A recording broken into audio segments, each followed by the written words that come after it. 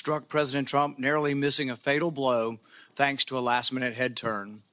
Tragically, not everyone was so fortunate. A beloved husband and father in the audience was killed, his life stolen in an instant. 2 others remain seriously injured, their futures uncertain. The lives of law enforcement officers working the event and those in the audience have been forever changed. Yet the media has shamefully moved on to other stories, and Google has been caught trying to suppress iconic images of a bloody Donald Trump, images showcasing the resolve of our nation in the face of the attack. But the American people have not forgotten, and we will not forget. There is no question that this was a monumental failure by the Secret Service. They had one job, and they failed. We know that. What remains unclear is who specifically failed, how they failed, and what must be done to ensure that something like this never happens again.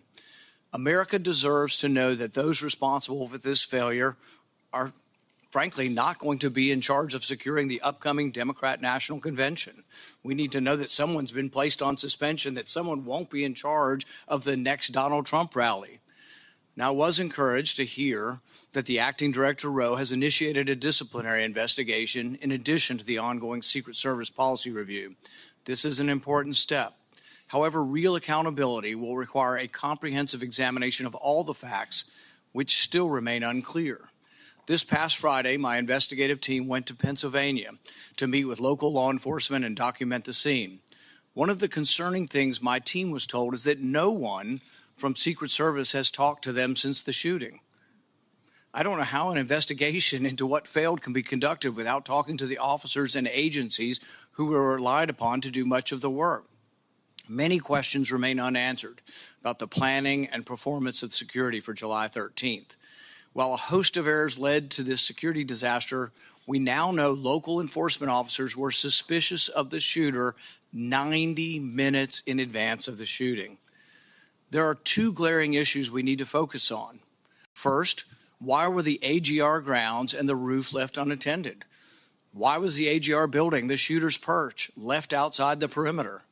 Local law enforcement told my staff that they specifically flagged the vulnerability of the building to the Secret Service and were told that it would be taken care of. Clearly, these vulnerabilities were not addressed. Second, why was Donald Trump allowed to take the stage, and why wasn't he removed from the stage when a suspicious individual was taking increasingly suspicious activities? Over 20 minutes before President Trump began his speech, the Secret Service Command Center had been made aware of an individual with a rangefinder. At least 10 minutes before it was confirmed, the Secret Service's counter-sniper team had been made aware of the suspicious subject and provided a photograph and a detailed description. Why was the event not delayed until the individual was found and checked out? Interviews with local law enforcement paint a different picture in critical places from what we have been told by the Secret Service in other briefings. Now we need to hear from the Secret Service agents responsible for security that day. Our committee has formally requested interviews with those agents, but we have not yet been allowed to speak to them. I expect Director Rowe today to tell us when we will be allowed to talk to these people. Finally, let me close with this. Mistakes, grave mistakes were made on July 13th, but that does not take away from the bravery of dozens of federal, state, and local officers that day. We are grateful for their sacrifices and professionalism. They deserve the truth now also. It is our duty and our utmost responsibility to ensure that we learn from this failure and hold those responsible accountable. I would now like to recognize Chairman Durbin of the Senate Judiciary Committee for his opening remarks. Thank you, Senator Peters. This is a rare joint meeting of the 2 committees, but we have matching jurisdiction, and I think it's the most efficient way to get to the truth. So thank you for letting us join you today. We've all seen the movies. We've read the books. The international assassin with sophisticated technology, elaborate plans, well-honed skills, sets out to kill a leading political figure in the United States. But how does that match the reality of what happened in Butler, Pennsylvania, when a 20-year-old introverted college student outsmarted one of the most sophisticated American law enforcement agencies in history, came within an inch of killing a former president of the United States? That's why we gathered today to ask these hard questions. There's more to this story and other aspects that we ought to consider as well. We cannot lose sight of the factor that contributed to the violence on July 13th. Widespread, easy access to AR-15 military-style rifles. While we rely on the Secret Service to protect elected officials, we must acknowledge the unique challenges they face in light of the proliferation of weapons of war on our street. Pennsylvania, like many states, allows individuals to openly carry a loaded rifle without a permit. To make matters worse, assault rifles can easily be purchased from unlicensed dealers without a background check because of dangerous loopholes in our gun laws. This same kind of firearm has been used to carry out mass shootings in Newtown, Uvalde, Las Vegas, and Highland Park, Illinois, killing dozens of children and adults and injuring many more. Looking across this dais, I recognize we have our differences on many issues. But when it comes to the protection of the president and presidential candidates, we should stand united. We know that protecting our elected officials is essential to a functioning democracy. I hope this hearing can be an example of how we will work together on a bipartisan basis to not only understand this shocking event, but to ensure it never happens again. We must do this without the incendiary language and conspiracy mongering that too often dominates our political discourse today. Ongoing investigations by the Secret Service and the FBI are critical, but Congress, the victims' families, and the American people deserve transparency and accountability now. I'll now turn to my partner on the Judiciary Committee, Ranking Member Lindsey Graham. Thank you, Mr. Chairman. Several of us from the military have a military background. If this happened in the military, a lot of people would be fired. And if a lot of people are not fired, the system failed yet again. Having said that, the people who are brave and jumped on the stage to protect the president need to be applauded. We need to learn what happened, make corrective action, but somebody's got to be fired. Nothing's going to change until somebody loses their job. Thank you. It's the practice of the Homeland Security and Governmental Affairs Committee to swear in witnesses. So if our two witnesses could please stand and raise your right hand. Do you swear that the testimony you will give before this committee will be the truth, the whole truth, and nothing but the truth? So help you God. Thank you. You may be seated. Our first witness is Ronald Rove, Jr. Mr. Rove is currently the acting director of the United States Secret Service. Prior to this role, Acting Director Rove was the 23rd Deputy Director of the Secret Service. He has had a distinguished 25-year career in the Secret Service, from coordinating major security operations to collaborating with other government and law enforcement agencies. Additionally, he has served as the Chief of Staff to the Director, as Deputy Assistant Director for the Office of Protective Operations, and as Deputy Assistant Director for the Office of Intergovernmental and Legislative Affairs. Mr. Director, thank you for appearing before this committee today. You are now recognized for your opening statement. Good morning, Chairman Peters, Chairman Durbin, Ranking Member Paul, Ranking Member Graham, and distinguished members of the committees. Thank you for the opportunity to appear before you today. A critical part of the Secret Service mission is protecting our nation's current and former government leaders. The attempted assassination of former President Donald J. Trump on Saturday, July 13th, 2024, in Butler, Pennsylvania, was a failure on multiple levels. I join you and all Americans in condemning the horrific assault on former President Trump, Corey Comparator, James Copenhaver, and David Dutch. And I extend my deepest sympathies to the Comparator family and my sincere wishes for Mr. Copenhaver and Mr. Dutch's continued recovery. Before I begin, though, I want to commend the heroic actions of the men and women of the United States Secret Service on July 13th. Our special agents shielded the former president with their bodies while shots were still being fired, selflessly, willing to make the ultimate sacrifice without hesitation. I am extremely proud of these actions and those taken by the counter-sniper team to neutralize the threat that prevented further loss of life. And I applaud the actions of our tactical teams that responded so quickly. I would also like to express my gratitude to our federal, state, and local partners. We rely on these critical relationships, which have developed over decades of daily collaboration, to secure protective events and conduct criminal investigations. As you're aware, there are multiple ongoing investigations of the attack and the security failures that occurred that day. I pledge my full support to those inquiries so the Secret Service, your committees, and the American people have a thorough and complete understanding of what happened leading up to and during July 13th. I will not wait for the results of those findings to assess where we failed that day. I have taken and will continue to take immediate steps to ensure we do not repeat those failures. Since my appointment as the acting director 1 week ago, I identified gaps in our security on July 13th and have implemented corrective actions.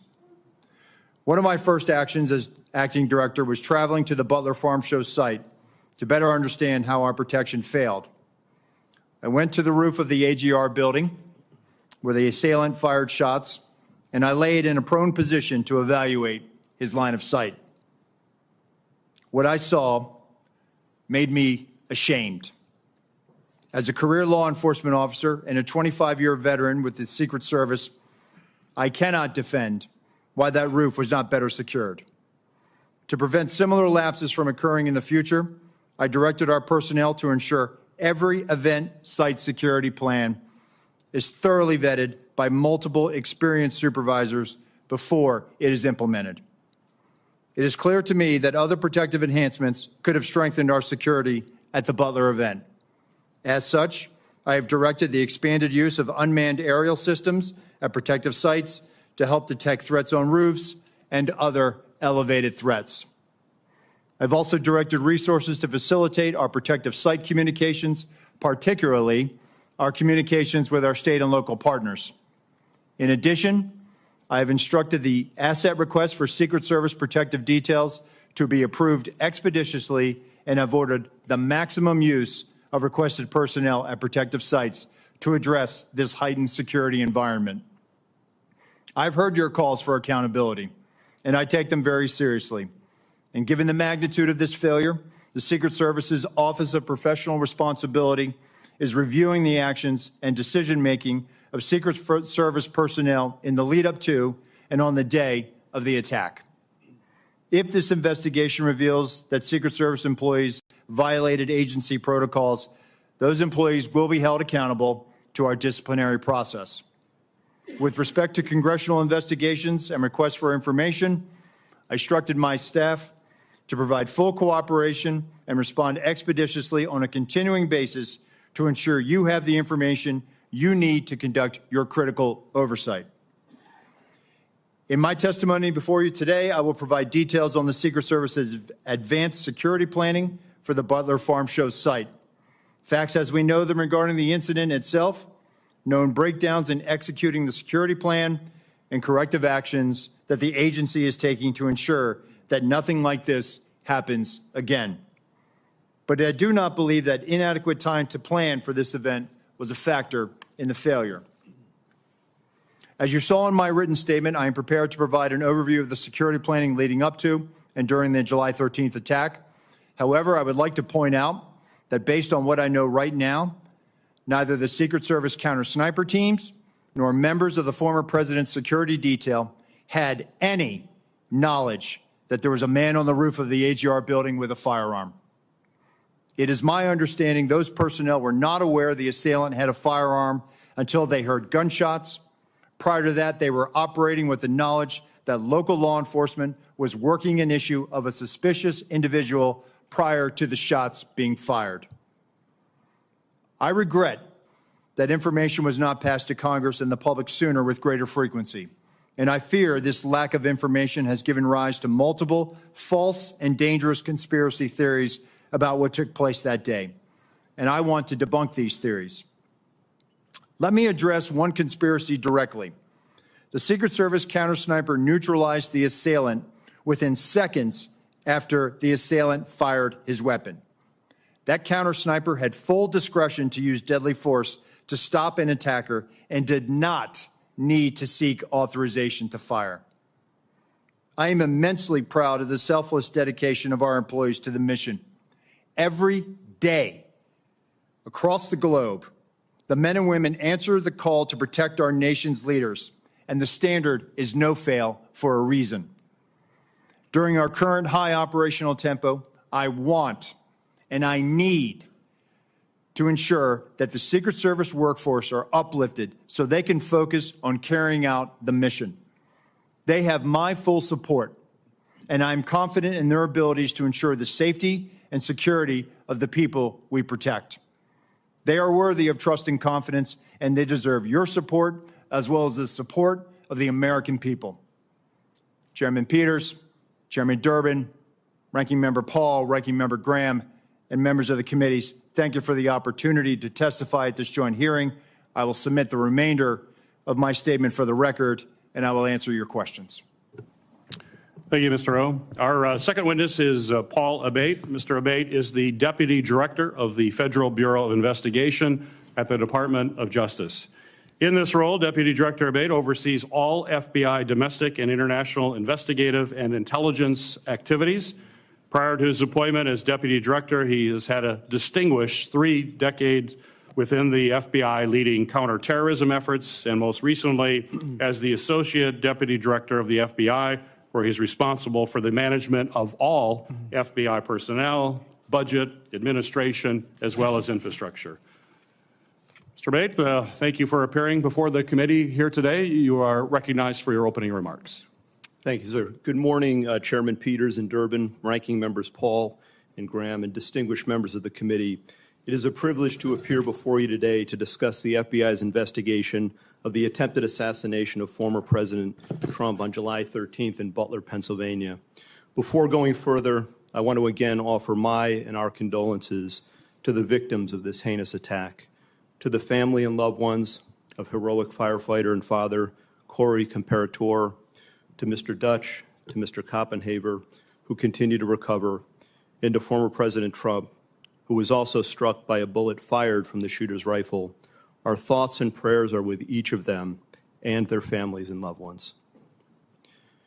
Within minutes of the attack, the FBI field office in Pittsburgh, Pennsylvania, received notification of the assassination attempt and responded to the scene immediately with a surge of resources, quickly moving forward on the investigation. From the outset, the FBI has been investigating this attack as an assassination attempt and an act of domestic terrorism. Our team continues to conduct a full, thorough, and objective investigation and will continue to follow all leads and avenues of investigation to logical conclusion, leaving no stone unturned. While it's not typical to provide details of an ongoing investigation, this, as we all know, is an extraordinarily tragic set of circumstances of the utmost national importance, making it essential to inform the American public and Congress what is known right now with full transparency.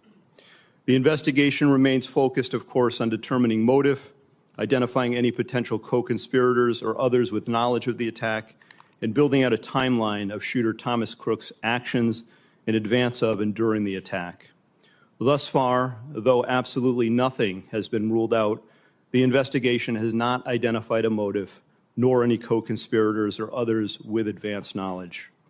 To date, the FBI team has conducted more than 460 interviews, executed search warrants, including at the shooter's residence, and seized electronic media to include phones, laptops, hard drives, and thumb drives.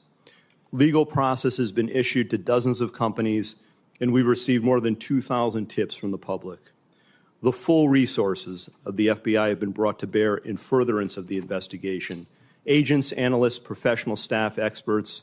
I've personally visited the site of this horrific attack and seen firsthand the work of FBI Pittsburgh and our partners on the front line, and want to thank all involved for their ongoing and tireless efforts to get the answers that we need and to deliver justice. Specialized resources deployed included evidence response teams, victim services specialists, laboratory and operational technology division resources to process physical and digital evidence, a shooting reconstruction team. Additionally, our explosive experts have analyzed the 3 IEDs recovered, 2 from the shooter's vehicle, 1 from the family residence. And our behavioral analysis unit, importantly, is helping to build a profile of the shooter to include his mental state. Next, I want to provide a brief highlighted overview of the timeline that has been established to date through witness interviews and other information. Again, this is our understanding at present and is subject to change and further refinement as more facts are collected. On July 3rd, the rally in Butler, Pennsylvania was announced. On July 6th, the shooter registered to attend the rally and performed a search for, quote, how far was Oswald from Kennedy? On July 7th, the shooter traveled from his home to the Butler Farm Show grounds and remained there for approximately 20 minutes. We assess this shows advanced planning and reconnaissance on his part. On July 12th, the shooter traveled from his home to the Clairton Sportsman Club, where he practiced shooting. On the morning of July 13th, at approximately 10 a.m., the shooter returned to the farm show grounds and remained there for about 70 minutes before returning home again. At approximately 1:30 p.m., while at the residence, the shooter's father gave him a rifle for the purpose, he believed, of going back to the Sportsman Club. About 25 minutes later, the shooter purchased ammunition while en route to the Butler Farm Show grounds. The subject then arrived at the scene and was moving around the farm show grounds close to the American Glass Research AGR building, from which he ultimately committed the attack. Shortly thereafter, at approximately 3:51 p.m., the shooter flew a drone approximately 200 yards from the farm show grounds for about 11 minutes. The drone and controller were later found in the subject's car. Analysis has not revealed any photos or video taken by the drone, but we can confirm that he was live streaming at the time and would have been able to view it on his controller. The first reported sighting of the shooter by local law enforcement was at approximately 4:26 p.m. At approximately 5:10 p.m., the shooter was again identified by local law enforcement as a suspicious person around the AGR building. And at approximately 5:14 p.m., a local SWAT operator took a photo of the shooter. At about 5:32 p.m., local SWAT observed the shooter next to the AGR building using his phone, browsing news sites, and with a rangefinder. At approximately 5:38 p.m., the photo of the shooter taken earlier was sent to local SWAT operators in a text message group. Subsequently, approximately 25 minutes prior to the shooting, the U.S. Secret Service command post was notified of a suspicious person. Officers lost sight of the subject from approximately 6:02 p.m. to 6:08 p.m., but continued to communicate with each other in an attempt to locate him. Recently discovered video from a local business shows the shooter pulling himself up onto the AGR building rooftop at approximately 6:06 p.m.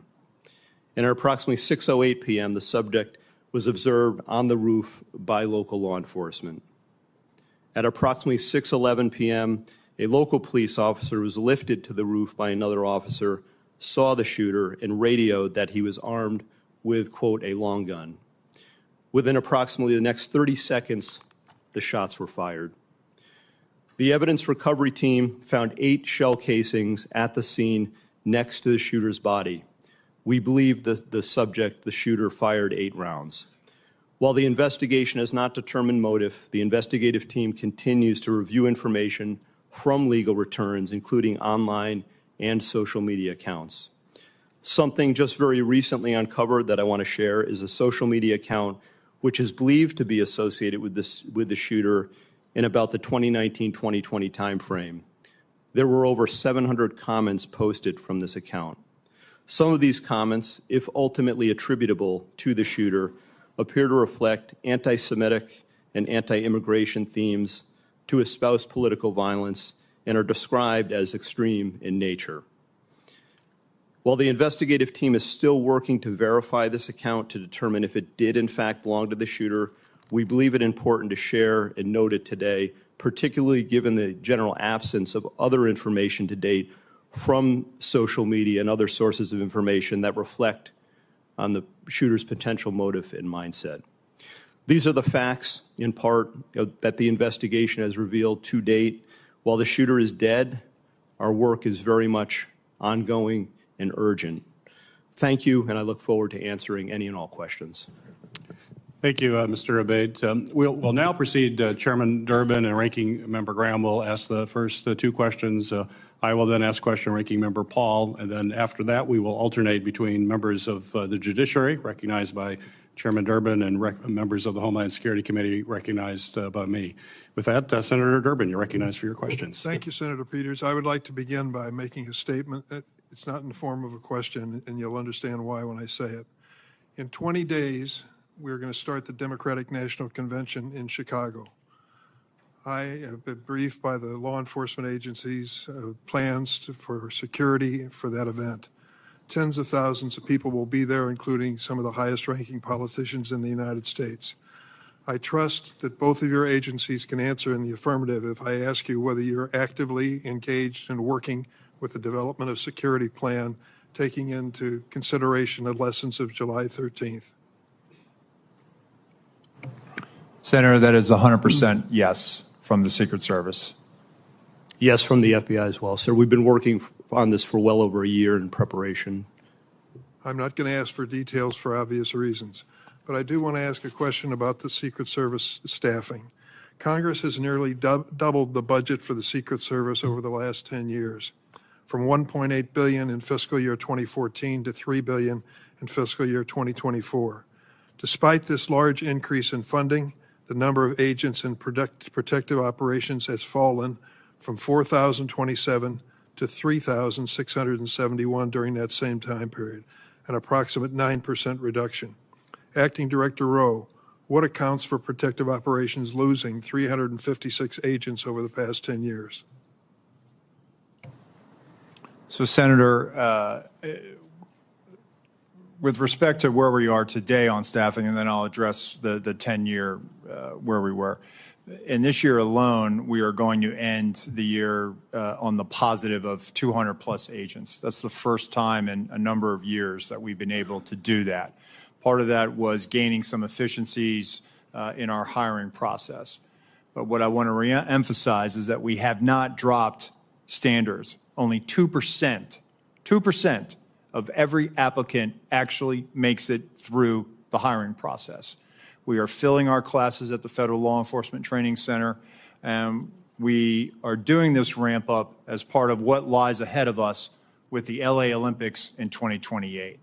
With respect to what has happened in years prior, this is a difficult and challenging job, being a Secret Service agent.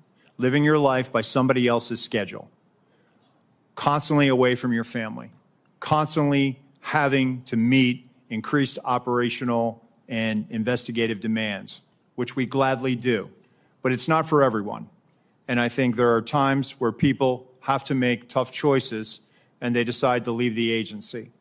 But that doesn't mean that they were any less of an agent or that they weren't committed to the mission, because we are all committed to being patriots and serving our country and protecting our nation's highest leaders. I think there was a variety of factors. Some of it was the pandemic. Some of it was the economy or other opportunities. We have people that are very skilled in cyber that often leave the job. Some of the protective skills that they acquire are also in demand in the private sector. But some of the mechanisms that we've put in place just in the last year is also retaining our workforce. And that's what we are focused on right now. The Government Accountability Office has determined that restaffing from these losses have been slowed due to a number of factors, including the years-long background checks for prospective agents and the assignments agents must work through before being assigned to protection. Given these constraints, what steps have you taken to improve recruitment? So we're actually putting out targeted recruitment opportunities. So we've just recently put it out for within our uniform division for our counter sniper unit, our hazardous agent medical emergency response unit, our counter assault team on the special agent side. So we're actually trying to gather the best and the brightest. And I will tell you that we are having great success with a lot of these vacancies. But what I want to reiterate is that, for example, on the counter assault vacancy, we had 700 applicants that applied for this.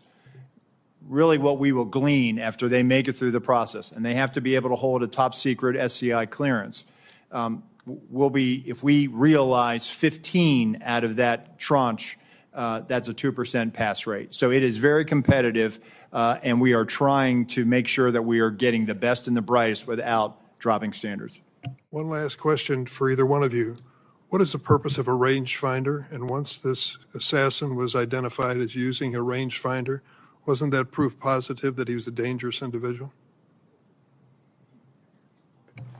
So I'll say, Senator, that obviously somebody is trying to determine where they are in proximity to a location, a fixed location. I'll defer to my colleague here, but I believe it was a recreation or sports related. I thought I had read that it was a golf range finder. Nonetheless, it still would have provided him the ability to provide the distance that he was away from his intended target. Wasn't that enough? As far as raising suspicion, Yes, I think he was identified as being suspicious by local law enforcement. and nothing happened. Well, I know that local law enforcement was attempting to locate him. Thank you, Mr. Chairman. Ranking Member Graham. Thank you. Let's go back to the resources. Do you need more money? Senator, listen, there isn't a single branch, or a single agency in the executive branch that that needs more money. Everyone would take more resources. We've had a great relationship with the Department of Homeland Security, the Office of Management and Budget. Do you feel constrained to ask for more resources by anybody? No, sir, we don't. And actually, we have a great relationship with our appropriators and obviously the authorizing committees, and they have always looked out for the Secret Service. So I would encourage you to think big when it comes to resourcing the department in light of what happened here. At the time of the shooting, the Iranians were threatening high-level American officials, including President Trump, right? Senator, it's widely Is that known. right, FBI? Yes, Senator, that's 100% Did that correct. factor into the security footprint? So, Senator, what I will say is that it is widely known that the Iranians do not like us. I would refer you to the National Well, it's not Security. that they don't like us. They threatened to kill certain people, Yeah. and they named them. Correct, sir. But I can't publicly It's comment. not like, I hate America. I'm going to kill these three guys. Right. I cannot publicly comment, sir, on. Well, they on- publicly comment on it. I mean, it's not But what. Senator, you what think. I'm trying to say is I cannot publicly comment Okay. on what Fair enough. intelligence, but I can enough. assure you that we do a threat-based protective model. I'd like to have that model provided to the committee. Could you do that? Yes, sir. Could you also give us the protocols that are in place to secure a site like this? Yes, sir. Okay, thank you. One, the protective detail around President Trump, I know them all very well. They're brave men and women. And these questions is not to belittle anybody. They're trying to find out how the system fails so badly. You say you're not reluctant to ask for more money. What do we need to do to make it easier to hire people without lowering our standards? I mean, I know it's a hard job. Can we do anything to help you? So I think we're willing to take that back, sir. I think we're working on our time to hire. We've Well, if you actually- had more people, you'd have more time off. That's true, sir. Okay, Yes. well, let's get more people, more time off. These are tough jobs. I mean, people on this committee know. Yes, I don't sir. know how they hold a family together doing what they're doing. It's the military really on steroids. The encrypted app. Paul, can you tell us about these apps? Have they been broken into? The guy had some apps that were encrypted. I think we've experienced a range of returns on this. Some of the applications that he was using online were encrypted in nature. Some of the email accounts. Have we that he broken was- into them? We've received returns. There are some that we have not been able to get information back because of their encrypted nature. That Is is there in any way fact to true. solve that problem? Sir, Senator, we've talked about this before. We need a solution that provides lawful access to law So enforcement. you're telling me the guy that took 8 shots at the president, former president, has apps that we can't get into that may, if you could get into, reveal some relevant information. That is correct, Senator. So if he were talking to some foreign power, and I don't think any foreign power would hire this guy, by the way. So I'm not overly worried this was some great plot by the Iranians because they couldn't even think of this. However, there could come a day where something like this is very important. How do we solve this problem? Senator, as we've been saying, we need a solution that provides lawful access where when we go to So a you're company. telling me, I agree with you, I'm not blaming you. We have encrypted apps of an assassin, a murderer, and we can't get into them all these days after. That needs to be fixed, folks. I'm all for privacy, but to a point. What if, in the future, somebody's using these apps to communicate with a foreign power? I think we need to know these things. We need to know them in real time. So lessons learned is that everything failed. Corrective action, seems to me you need more money and more people. Accountability. At the end of the day, how many people do you think will be relieved of their duties, Mr. Rowe, because of this?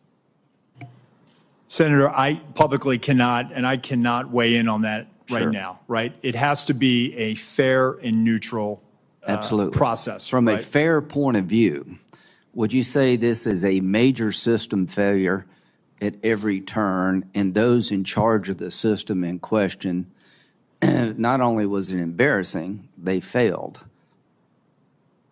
So, Senator, again, if there were policy violations, those individuals will be held accountable and they will be subject Just send to our us the table of policies penalties. if you could.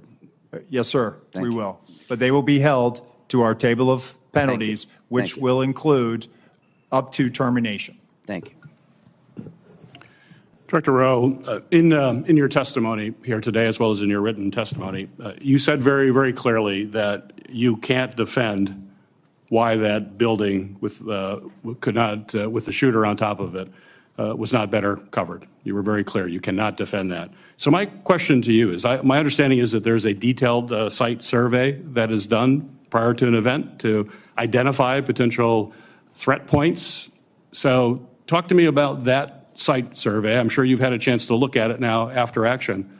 And how did that site survey get approved when it was so clear that that was a major threat from that building? Thank you, Senator. So our Pittsburgh field office did the advance. During that advance, not only were they discussing amongst themselves about mitigating the line of sight, but also they were discussing with other agencies that were supporting it. Our counter snipers met with their counterparts. The team lead and team lead met. They walked the site. They identified the AGR building. And if I may, Senator, if I could point out something right now, if I may, and we will place this for the record, but this is the point of view. This is from the second floor of the AGR building. This point of view is the point of view where the counter sniper team locally was posted. The gold arrow indicates where the shooter fired from. Looking left, why was the assailant not seen? When we were told that building was going to be covered, that there had been a face-to-face that afternoon, that our team leads met, this was the view.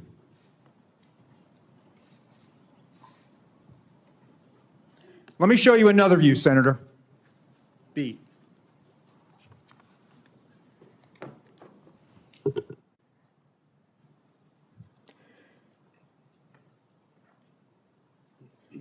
This view is a reenactment by one of my agents. Laying flat. There was a 5-inch rise on the middle of that roof. The assailant would have had to present his bore over that to get his shot off. The view underneath reflects the perspective that he would have had. Again, I'd call your attention back to the first exhibit if they'd have looked left. Give me C.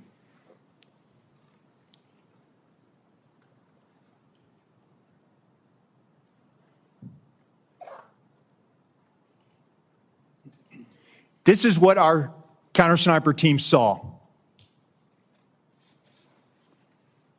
Shooter, no elbows. You barely make out the crown of his head. Below it, the assailant up prone. And let me just tell you, our counter sniper, this individual, I know him. I consider him a friend. He has covered me operationally in conflict zones.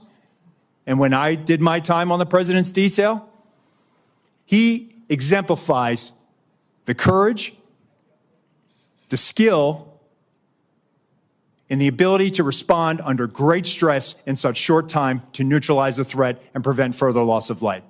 Getting back to your question, Senator, these were discussions that were had between the Pittsburgh field office, the local counterparts, and everyone supporting that visit that day. And that's why when I laid in that position, I could not, and I will not, and I cannot understand why there was not better coverage, or at least somebody looking at that roof line when that's where they were posted. Director Rowe, the Secret Service, state and local law enforcement were on multiple communication channels, is my understanding, during that time. And as a result, local law enforcement was only able to call in to a state command center that was then relayed from the Secret Service. This seemed to be a recurring issue in emergency situations that we're finding with the federal government, that there's not a seamless way to communicate, particularly if you're relying on local law enforcement to deal with what was clearly a major vulnerability. Local law enforcement in Butler told my staff that they had no way of communicating directly with the Secret Service. And if I listened to Mr. Bates saying there was about 30 seconds between when the local law enforcement reported that there was a man on the roof with a gun, 30 seconds, if it's communicated directly to a counter sniper team, would that be enough time to react prior to the firing of those shots? Senator, if we'd had that information, they would have been able to address it more quickly. It appears that that information was stuck or siloed in that state and local channel. I will tell you, though, that there were our tactical elements did have, not only did they have embeds from Butler County ESU with them, but they also had radios on the tactical net. It is troubling to me that we did not get that information as quickly as we should have. We didn't know that there was this incident going on, and the only thing we had was that locals were working an issue at the 3 o'clock, which would have been the former president's right-hand side, which is where the shot came. Nothing about man on the roof, nothing about man with a gun. None of that information ever made it over our net. So that will change? Yes, sir. We are working right now to figure out the interoperability and also make sure that we do have access to those channels, whether through a counterpart system or some other means. Very good. Ranking Member Paul, you're recognized for your questions. Director Rowe, I'm encouraged by your attitude and what you brought here today, what you've talked about as far as immediate changes that you've made, and I hope you'll follow through with that. I'm encouraged by the fact that you acknowledge that it's indefensible that the roof was unattended. Would you say the roof being unattended breaches standard protocol for setting up a security perimeter? What I would say, Senator, is that that roof should have had better coverage, and we will get to the bottom of if there were any policy violations. I would think indefensible would go along with breaching protocol, and I can't imagine how indefensible would not be breaching protocol. What I would caution, though, is that I sense, and you're the Secret Service, and these people are your friends, and they are heroic people who do good things, that we can't let our friendships blind us from responsibility. So someone's in charge of the security at the zone. Would the Secret Service be in charge of the entire operation, and they work with law enforcement, but they're in charge? The person in charge of the entire operation is the Secret Service, not the local police. You're correct, sir. This is a failure of the Secret Service. So that's what I mean. And look, I don't wish anybody harm. I appreciate the bravery of the Capitol Hill police. I was at the shooting at the ball field. I've heard 100 shots coming my way. Fortunately, none came to me. But I appreciate the bravery of all the people who protect us. But there's also the idea that there are certain mistakes that don't make you a bad person, but they're just inexcusable, that if you made that mistake. So, for example, let's say you determine, well, local police should have been on there and they told us, and local police says, no, they didn't tell us to do it, and it's a he said, she said. Still, ultimately, the agent in charge should be walking the grounds and say, there's a roof 100 yards away from the stadium with a clear sight. someone's got to be on the roof. Local police, I told you to get on the roof, get on the roof. Or you put the Secret Service. So ultimately the buck doesn't pass along to somebody. Whoever's in charge is in charge. But really, I think it would be helpful to all of us. I know the process has to be meted out, but there needs to also be a process for protecting the next Trump rally. The fact that whoever was in charge in Butler next week is not in charge of a rally in Las Vegas. And so I think you really should say that. You should simply say that the leadership from that event is going through a process, but until that process, they won't be in charge of the Democrat National Convention. That would reassure a lot of people that they won't be in charge of security until it's determined. Can you tell us something to that accord? Yes, sir. So I can tell you that the team planning the Democratic National Convention, that is a national special security event. That team has been on the ground. That's from D.C. With support from our Chicago field office. But I just want to reiterate that our Pittsburgh field office staff, they are wearing this harder than anybody right now in the Secret Service. Right. They feel completely demoralized. And what I'm trying to do is also let them know that, listen, they need to be focused on the mission at hand. I also have to walk a tightrope here and make sure that I am not tainting any future discipline action. I understand, and I have great respect for all the officers, but ultimately someone had to be in charge and someone made a terrible error, and it's an error of judgment. The big error is the roof. But another big error is we have 90 minutes of a suspicious person. Now, Senator Durbin mentioned the rangefinder. None of these are enough to shoot a suspicious person, but they certainly, you would think, would be enough to stop the proceedings. That's where I think you get to the second major management or judgment error of this. Now, Trump's done probably 100 rallies like this. How often at one of his rallies are there 90 minutes of looking at one person and at least a half a dozen pictures of that person? How often does that happen?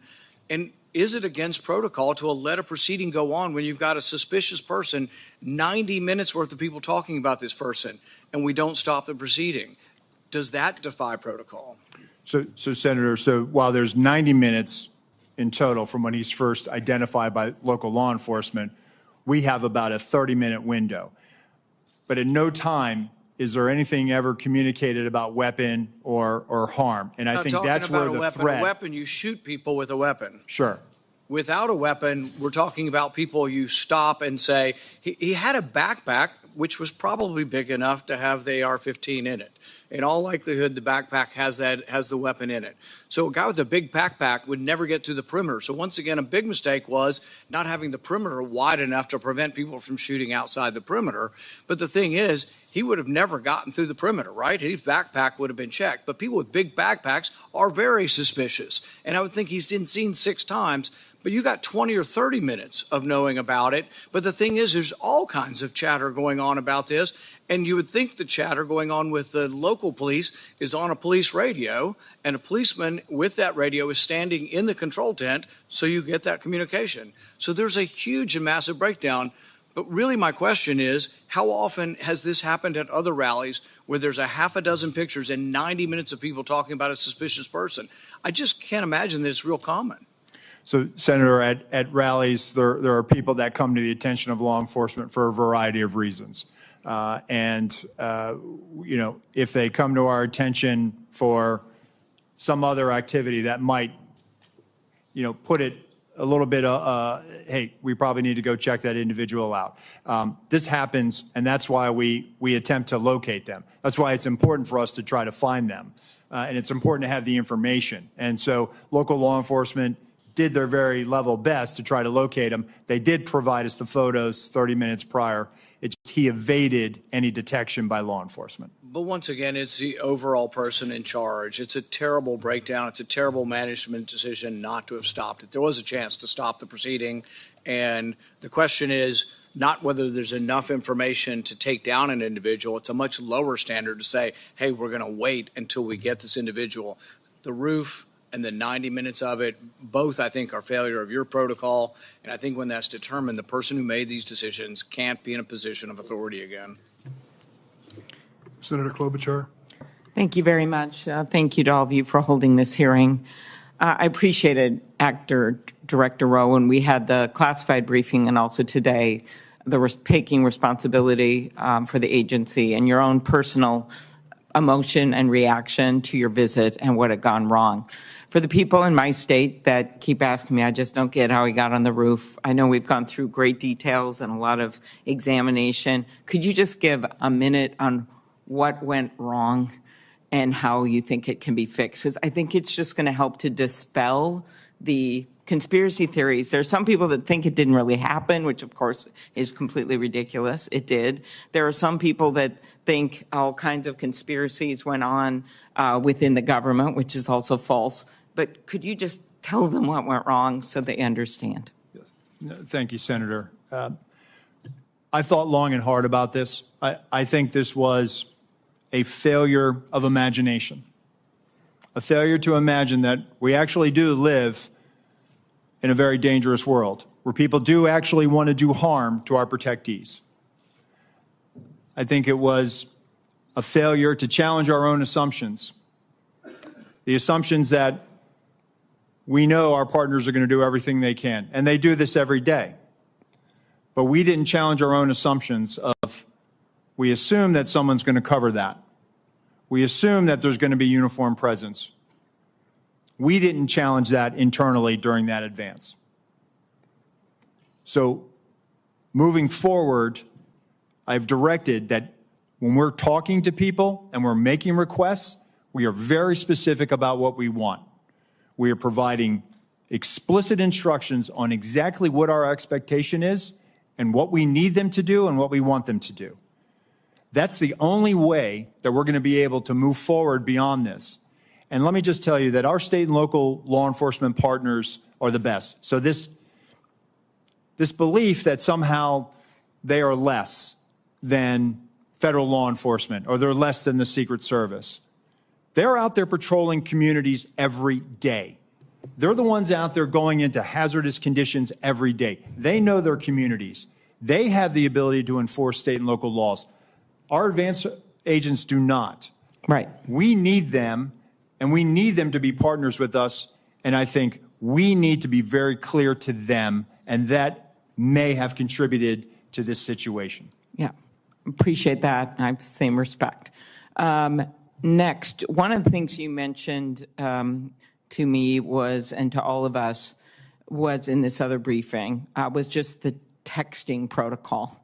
And I think a lot of us think about this in non-security settings, about how people are just texting all the time instead of talking and how it takes their eyes off, in your case, the target. Could you talk about what might have gone wrong there and how you think things could change when there's the hope is that their eyes are constantly on the scene and on the potential targets and risks? Yes, thank you, Senator. So, again, we need people focused on the problem or on their area of responsibility. It was great that there was a text chain, but that communication needs to go over the net. It needs to go over a radio channel so that everyone has situational awareness of it. The point I was making in the closed door briefing is that we have to get to a point now where we are using our radio systems to have that collective awareness of this. I think, one of the things that I've directed is that in addition to the interoperability, we're going to roll out common operating picture, a common operating platform that we utilize for national special security events. We have the ability to roll that out to the field that has a Blue Force tracker in it that's able to, where you can put where all your state and local assets are, where our federal assets are. But in addition to that, I want people using the radio. So it's great that the tactical elements are talking to each other. It's great that the shift is talking to each other, but we have to be able to make sure that whenever we come across a situation, that everyone has situational awareness of this. And I will take this, in my time when I was operational in the President's detail, we were given the explicit instruction, hey, if you're going to pass it, if it's relevant enough that you feel like you need to pass that information, do it over the radio. And that was the protocol that we had. And I think over the years, perhaps with the advent of technology and smartphones, perhaps we've gotten away from that. But we need to get people back on the scope, back on mission, back focused on what they need to be responsible for. Okay, and the next question I'll put in writing. Thank you very much of you, Mr. Abate, but it's just pointing out that we've seen this rise in threats against members of Congress, which of course is relevant to this.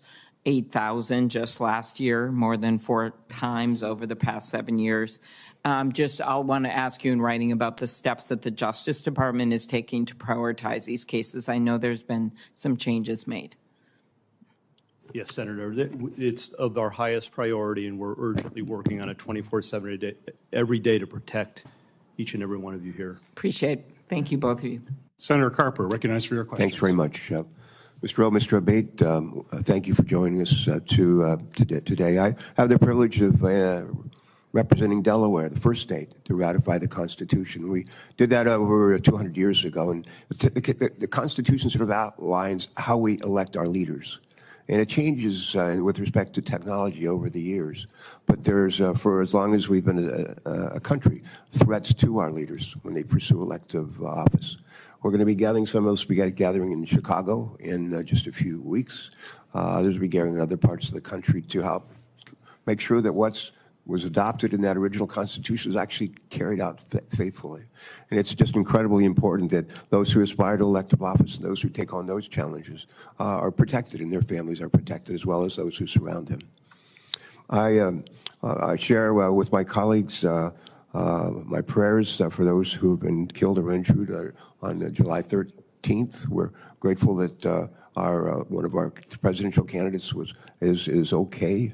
But I have a question about what I can't get over how a 20-year-old loner could somehow outsmart two of the smartest federal agencies and state agencies and law enforcement with an odds of like 1,000 to 1, and be able to almost pull this off. It just blows my mind. Hopefully we'll get to the truth and all of that. I'm a Navy guy. I spent many years of my life in the Navy. I learned as a midshipman that when the ship runs aground at sea, the commanding officer is held responsible. Whether the commanding officer is awake, asleep, at the helm, but the commanding officer is held responsible. And I think we have to make, at the end of the day, I'm not interested in a blame game, but I'm sure interested in finding out who was responsible and making sure that they account for their responsibility. My question is, what policies are currently in place to facilitate real-time information sharing between the Secret Service and local law enforcement during an event? And what changes to information sharing practices will the Secret Service make in light of the apparent breakdown in communications on July 13th? Thank you for that question, Senator. So we're looking at our procedures. We rely on a counterpart system. And the radio interoperability it's a complex challenge. It's not just about being able to find whatever frequency our local counterparts are on and then just piping it in. There's some technical challenges that have to be there. So to alleviate that, we've always relied on a security room where we have representatives from the local agencies. Those individuals are there to, one, bring their own radio and then relay relevant information that would impact our security plan. I think what I'm looking at, and again, what I'm in looking at this situation is there was a unified command post, and we had our security room, and we had communications that day at the Butler Farm site were challenging. Not just challenging for the Secret Service, but for challenging for locals. There were some cellular issues. There were radio issues, and you saw that with the testimony from the colonel from Pennsylvania State Police last week in the House. So I think as I'm thinking about this, I think we need to consider what is our model moving forward? And I think we need to be where the greatest amount of partners are when that information is being discussed. The other thing that I'm looking at is we need to also make sure that we have redundancies as far as cellular on the ground or additional repeaters. And so I've directed our Chief Information Officer to do that, and we are rolling assets out now supporting campaign sites. Thank you. Thank you for that. Mr. Bay, quick question. Based on the initial information you've gathered from the investigation, do you believe there were any actions taken by the shooter in the weeks, days, or hours leading up to the shooting that should have caused alarm and grabbed the attention of law enforcement? He did not have any interactions with law enforcement leading up to this, Senator. We haven't found anything yet that would have alerted law enforcement or FBI or Secret Service to his intention activities in advance of this event. I will note, however, to your prior question, that we do have a very strong relationship, an integrated relationship between FBI and Secret Service and every other federal, state, local agency you can imagine.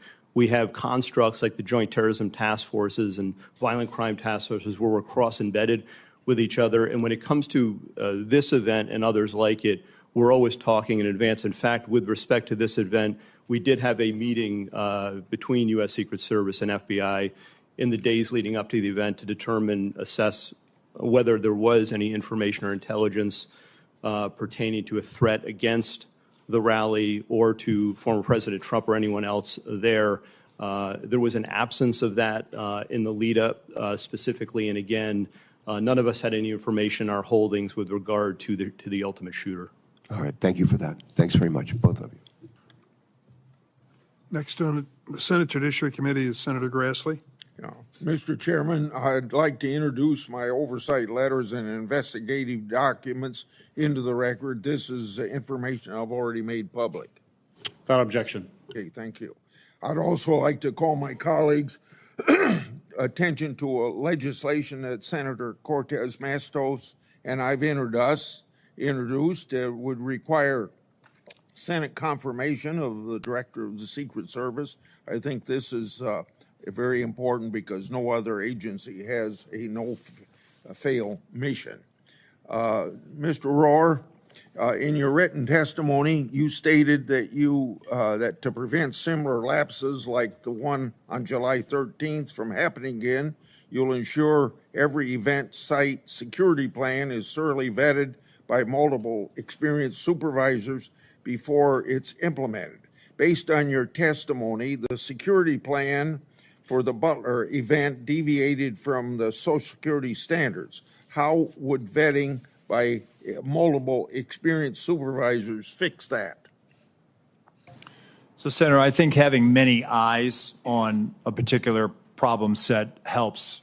That way you don't have tunnel vision. You just focus in on one thing. And so that's why I think it's important, not only at the field office level, but also at the detail level.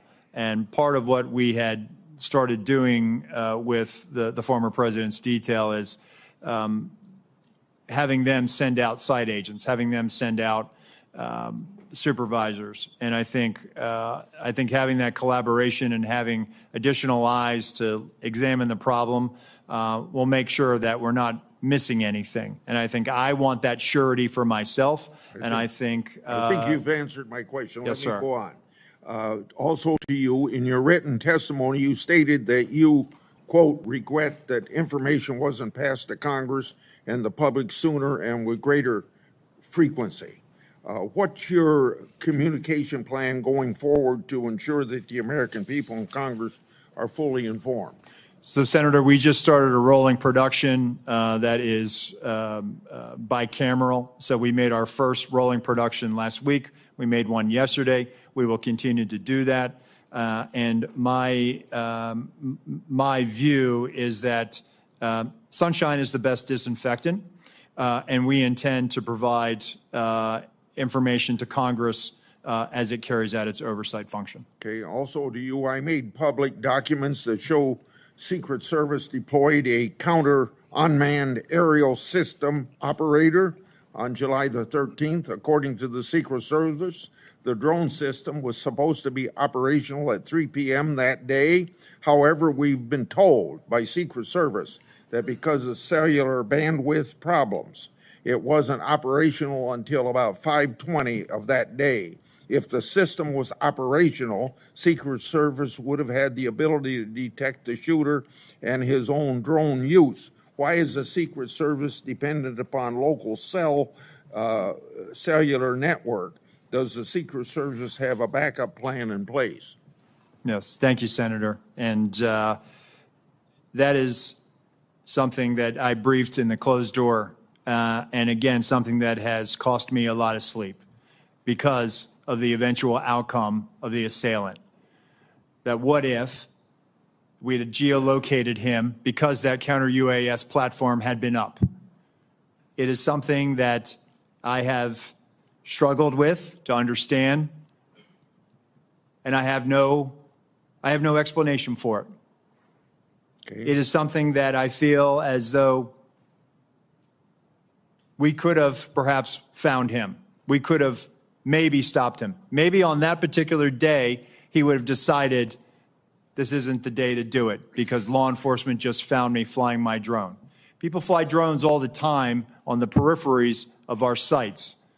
And we go out and we talk to them and we ascertain what their intentions are. On this day in particular, because of the connectivity challenge, as you noted, there was a delay, and he flew his drone at 3:51 approximately. So moving forward, we are leveraging resources from the Department of Homeland Security and others to make sure that we have dedicated connectivity so that we're not reliant on public domain, so that we can ensure that whatever assets we have in place, those assets are operational. And that is my commitment to you, that we're going to make sure we're going to do that, and that is something we are moving out on. Thank you, and I hope that you'll answer some of my other questions in writing. Senator Johnson, recognized for your questions. Thank you, Mr. Chairman. Acting Director Rowe, in our secure briefing last week, I made the point that if you don't want conspiracy theories to spread, you need to provide information. You know, I appreciate these photos today. These things could have been released literally within days, and a whole lot more information as well. So Congress needs to provide oversight. We don't have certain investigatory tools like you have, but what we can do is do interviews. So Acting Director Rowe, did you receive our letter from July 25th requesting interviews with 13 individuals of the Secret Service? We are in receipt of that letter, Senator. And I don't Deputy Director Abate, have you seen that letter as well? Do you know who we're requesting interviews with? Senator, I have not seen Okay. the letter. Do you know whether those individuals submitted to interviews with the FBI, Acting Director Rowe? We're in the process. Those employees are being interviewed if they have not already been interviewed, sir. Are those interviews being transcribed? The FBI interviews, sir? Yes. Well, we have 302s on those. Yes, Senator, we will. Okay, when will Congress get those 302s? When will we get those transcriptions of those interviews?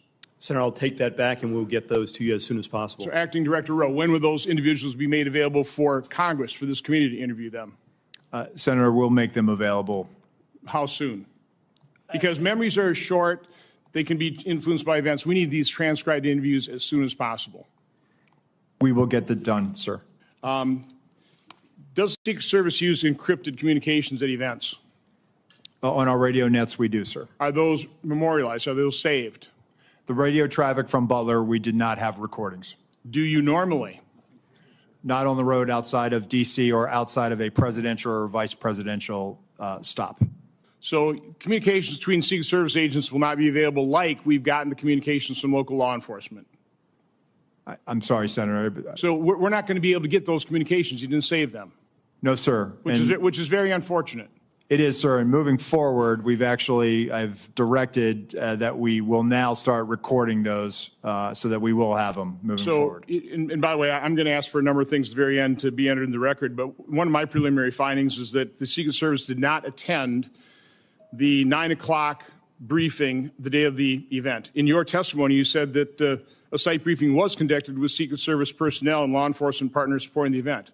Those both can't be true. So local law enforcement do not believe Secret Service was present at the 9 o'clock briefing. Were they or were they not? So, Senator, with respect to the snipers that went on national television and gave an interview and said that they did not get a briefing from the Secret Service, they were supporting through mutual aid, and our personnel briefed the tactical team leader that was leading that element that was providing this counter sniper. Acting Director Rowe, you said that the Secret Service provides explicit instructions to the locals. Were explicit instructions provided to cover the roof of the AGR building and locals just not follow it, or were those explicit instructions not provided? It's my understanding what was communicated is that the locals had a plan and that they had been there before. So an awful lot of the chatter on social media has to do with is there partisanship in the Secret Service, providing coverage for some individuals and none for others, about Secret Service coverage or additional coverage enhancements being denied. Was there ever requested additional coverage for Mar-a-Lago? Senator, we have provided additional resources to the Mar-a-Lago residents. Was coverage asked for and denied ever? I'll have to research that, Senator, but I'm happy to tell you we have made significant investments since the former president has left office, over $4 million of technology, resources, and alarms. Documents will come out eventually to make the point one way or the other. This is an important piece of information that Congress needs to have. Senator, we'll make those available to you, the investments we've made. There's a report today by Susan Crabtree of Real Clear Politics saying that you denied sniper coverage outside of driving distance to D.C. Is that true? That is a false statement, sir. Well, that is incorrect. That is incorrect. Okay. I mean, that's the kind of information you need to refute with documentation. Deputy Director Abate, you said this was an assassination attempt and domestic terrorism. It's obviously assassination attempt. Why make the distinction? What is different about that? We think it's important to cover all the possibilities here in the reality of what we're dealing with and what we've all seen, Senator. And we've learned lessons from the past. The tragic shooting at the baseball field was referenced here. We've learned the lesson from that. That was not opened properly, and we've made changes in the Bureau, and it's reflected here in terms of how this investigation is being approached with a completely open mind and inclusive of all the possibilities, including domestic terrorism. I fear that makes the investigation potentially partisan. Mr. Chairman, I would like to request that my July 14th letter to Attorney General Garland, Mayorkas, and Wray be entered in the record. It asks for all kinds of information, documentation, asks a lot of questions. My preliminary findings of July 21st and July 23rd, including timelines, a bunch of questions as well, be entered in the record. And then our updated timeline dated today. This goes not only by minute, by second, and we will continue to update this timeline as more information becomes public. This is the way you do investigation. We need to find out literally second by second what happens. So the American public understands the truth. Without objection, so ordered. Senator Butler.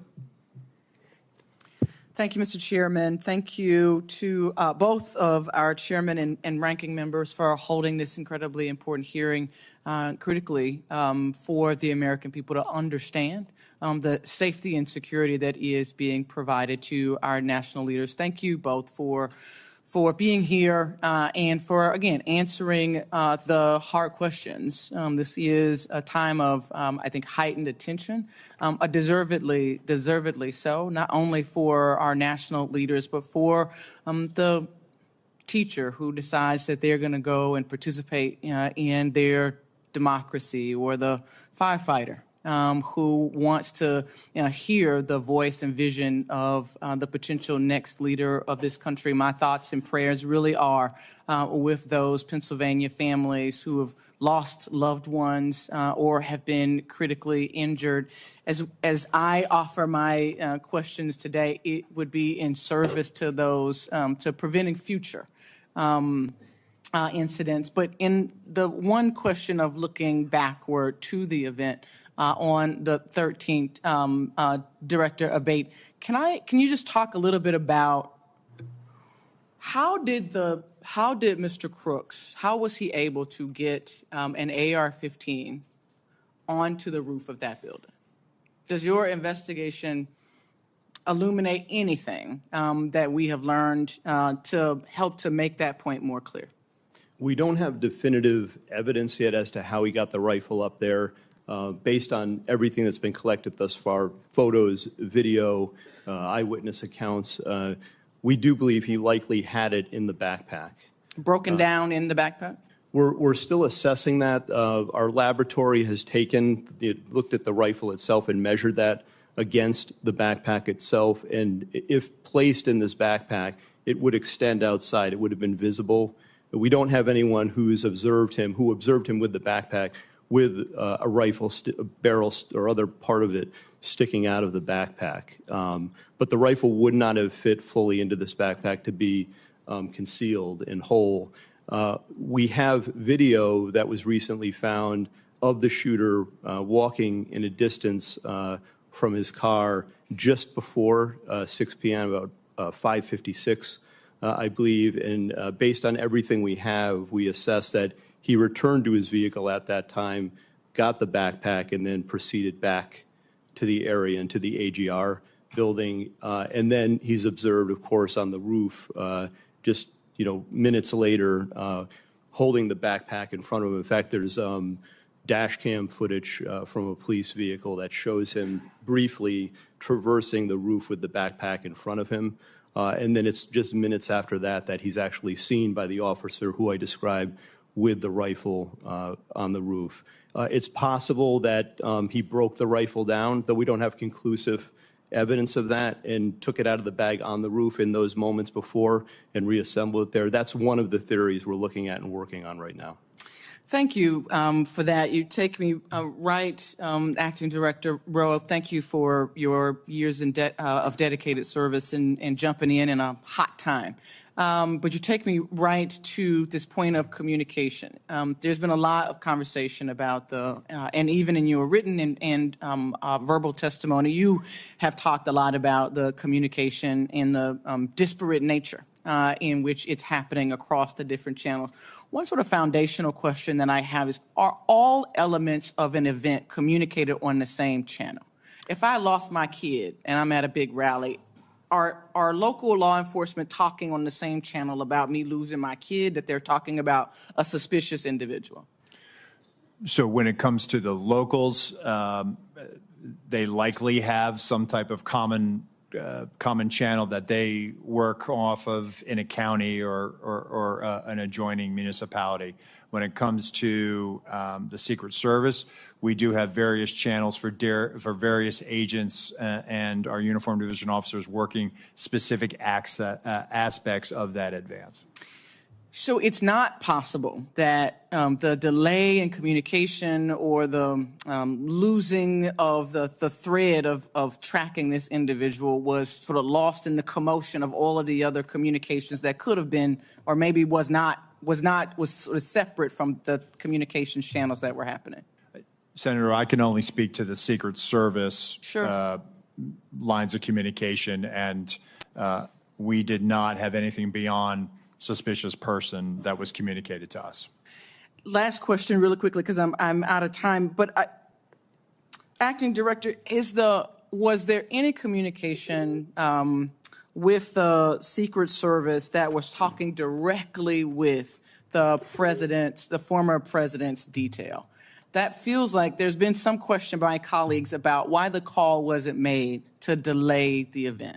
Help us understand the communication that either was or was not happening directly with the former president's detail to make the call to delay 10 minutes. We've all been to these events; they never happen on time. But to delay while this was being investigated. So the detail, they were operating on their net, which our security room was monitoring. But again, having information of a suspicious individual, there were other calls that day of individuals that came to the attention of law enforcement, of people that needed medical attention. So it really, that particular, regarding the assailant, that never really rose to a level of we should not put him out there. Had we known that there was a dangerous individual out there, we would never let a protectee go out on stage. Thank you, Mr. Chairman. Senator Hessen, recognized for your questions. Well, thank you very much, Mr. Chairman. I want to thank you and Chairman Durman and the ranking members for holding this joint hearing today. And thank you to our witnesses, not only for being here, but for your careers of service to our country and to the men and women you lead. I am really grateful that former President Trump is safe and extend my sympathies to the family of Corey Comparatur, who was fatally shot at the rally, and my sympathies to everyone who was injured. On July 13th, major failures nearly led to the assassination of a presidential candidate who is also a former president of the United States. The Secret Service has to be fully transparent about how this happened and how it's going to change moving forward, understanding there's also a need to balance Congress's engagement in oversight with allowing law enforcement to conduct an ongoing criminal investigation. I want to thank the agents of the Secret Service for selflessly acting to protect elected officials and their families and our former presidents. We're grateful for their sacrifices and their service, and I want to thank all law enforcement, and particularly law enforcement officers and first responders who worked to minimize harm to the crowd on July 13th. Mr. Rowe, I want to start with you. New Hampshire hosts many political rallies. Protecting the speakers and attendees at these events requires extensive coordination between state and local law enforcement, the Secret Service staff, and obviously campaign event staff. As a former governor, I've experienced some of the challenges that this type of coordination can create, but we know that this coordination is really essential to public safety. It's clear that there were significant coordination failures on July 13th. You told us earlier that the local SWAT team told the Secret Service that local law enforcement had eyes on the AGR roof. But there are reports that members of a local SWAT team never met with the Secret Service in the days before the Butler rally. What steps does the Secret Service take prior to political rallies to ensure that the agency is effectively coordinating with the candidate security details, with state and local law enforcement, and with campaign event staff? So as part of the advance process, Senator, as happened in Butler as well, there's a police meeting, and basically that is that initiates the advance. That's bringing in all the not only emergency management officials, but all the state and local law enforcement agencies that may have aspects of supporting or assisting in that advance and on that visit. The focus of that police meeting, one, is to exchange numbers and business cards, and then coordinate times for walkthroughs. There were walkthroughs of the Butler Farm site with local law enforcement agencies that were supporting that visit. And that was directly as a result of having that police meeting to begin the process of figuring out, dividing up the labor areas of responsibility. So what you're telling me is that at that meeting, the Secret Service, the first meeting led to the walkthrough that the Secret Service does with local law enforcement, and that at least some members or directors of the local SWAT team would have been part of that process? Well, as I understand it, the Beaver County, they were seconded to assist Butler, but the Butler ESU team were part of the advance process. Okay. How many agents did the Secret Service provide to plan and secure this event, and how many people from state and local law enforcement agencies supported the security of this event? So in totality, between law enforcement, state and local and federal, there are 155 personnel at the Butler Farm site that day. All combined Secret Service, it's in the 70s. And then we had support from Homeland Security investigations that were providing post standers. And then we had approximately 70 or so various Pennsylvania state law enforcement. Okay, thank you. I want to go to one other issue before my time expires. You've talked today and in our secure briefing about the interoperability of the Secret Service's counter-drone capability, that it failed early on, and so it didn't catch the drone flown over the site by the shooter. First, what changes you've addressed this a little, but what changes is the Secret Service making to ensure that it has backup technology? But also, what efforts did the Secret Service undertake to coordinate with other law enforcement regarding anti-drone capability at the rally site? We're working to determine that right now, Senator. We're getting the redundancies in place. Counter UAS authority, it is a little complex. State and locals don't necessarily have this ability to do that. And it does require coordination with the FAA because it could impact commercial travel. Okay, thank you. And Mr. Chair, I'm just going to follow up, and I think one of the things that you're hearing from a lot of folks, but I'm not sure we're really clear on yet, is how is it that somebody who clearly is arousing concern from law enforcement isn't identified as suspicious, and how is it that that information doesn't get to the president, the former president's detail? So I'll follow up in writing. Thank you. Senator Cornyn? Thank you, Mr. Chairman. Director Rowe, can you explain why the shooter's drone worked? Because there was no counter UAS present, sir.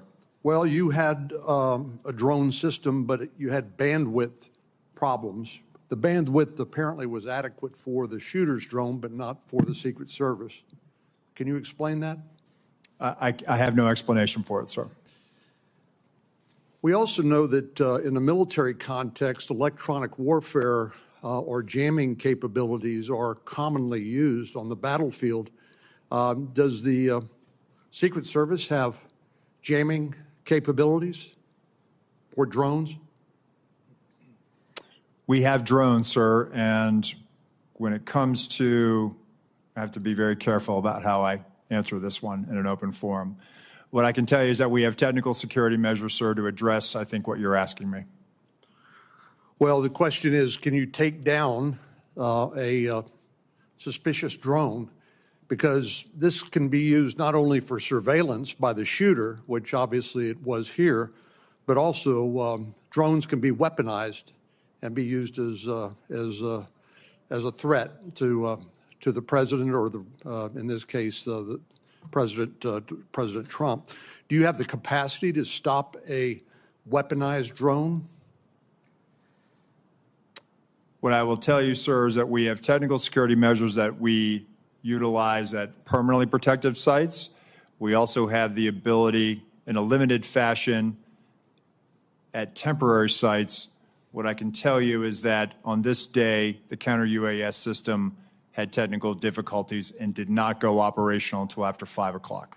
So in this case, the shooter had a rifle, but somebody who wanted to kill a president for a former president or a candidate for president would not need a rifle. They could use a drone, correct? It is a potential threat vector.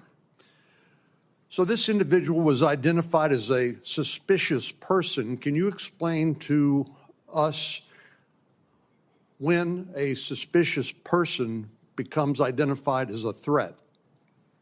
Well, I think it's also when a weapon or some other dangerous item is then presented. A rangefinder would not render someone a threat as opposed to somebody who was under suspicion? I think the rangefinder is what initially brought him to the attention of local law enforcement. And why would the president be allowed to take to the stage while a suspicious person had been identified and before the Secret Service or local law enforcement were able to investigate the circumstances? So at that time, Senator, suspicion had not risen to the level of threat or imminent harm. Well, you didn't, ultimately, that suspicious person did become a threat. Do you think if the president had been asked not to take the stage and during the time it took to investigate, to eliminate that suspicion, wouldn't that have been the appropriate way to deal with it? Senator, it certainly is one way to do it. This is a challenge for law enforcement in general, is that being able to, you identify somebody that comes to your attention, and you're trying to determine what are their intentions. This is a challenge for law enforcement. The individual came to the attention for suspicion. He's on the outer perimeter adjacent to the secured site. Law enforcement is circulating for him. But again, without additional information, at that point, we're not rising to the level yet where perhaps we should pull him off or delay him. And I'm just suggesting that maybe, just maybe, President Trump's appearance should have been delayed while that suspicion could be adequately investigated. But I've always thought of the Secret Service as the best of the best when it comes to their willingness to put themselves in harm's way to protect the life of their person they are detailed to. And I think you described the very rigorous process by which people are screened. And I think you mentioned the 2% standard. People who are interested in serving, only a very small fraction of those individuals are actually accepted in the Secret Service because of the high standards that your agency has. But explain to me why the Secret Service, being an elite law enforcement agency, would delegate to local law enforcement or others who did not meet that same 2% standard. In other words, isn't that something that Secret Service should have covered as opposed to delegating it to local law enforcement? So, Senator, again, this is where I went back to earlier when I said it was a failure to challenge our assumptions. We assumed that the state and locals had it. By no means do I want to diminish the commitment, and I'm sure you agree. State and local law enforcement do their jobs every day and protect the communities that you represent. No doubt about it. So I think what we made an assumption that there was going to be uniformed presence out there, that there would be sufficient eyes to cover that there was going to be counter sniper teams in the AGR building. And I can assure you that we're not going to make that mistake again. Moving forward, I've directed our Office of Protective Operations that when our counter snipers are up, their counter snipers are up and they're on the roof as well. And we do this all the time with our colleagues in the New York City Police Department when we cover the United Nations General Assembly. And so that is our TTP moving forward. Director Rowe, I would just submit to you that those assumptions can be lethal.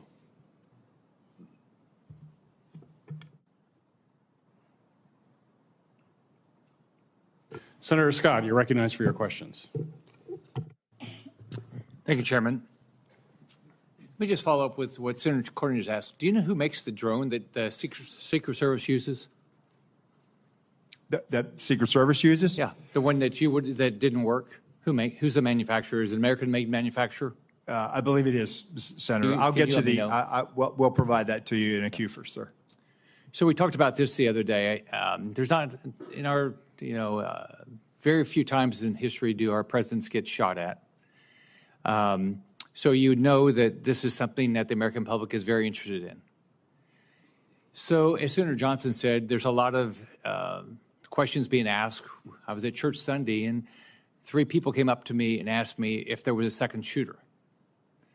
So there's all this information that's not, you guys are not responding to. When I was governor of Florida, I had 2 mass shootings. I had the Pulse nightclub shooting. I had the Marjorie Stoneman Douglas shooting, and we did 2 or 3 times a day, local, state, and federal law enforcement, FBI, everybody involved. We answered questions. What I asked you the other day is, why aren't you doing that?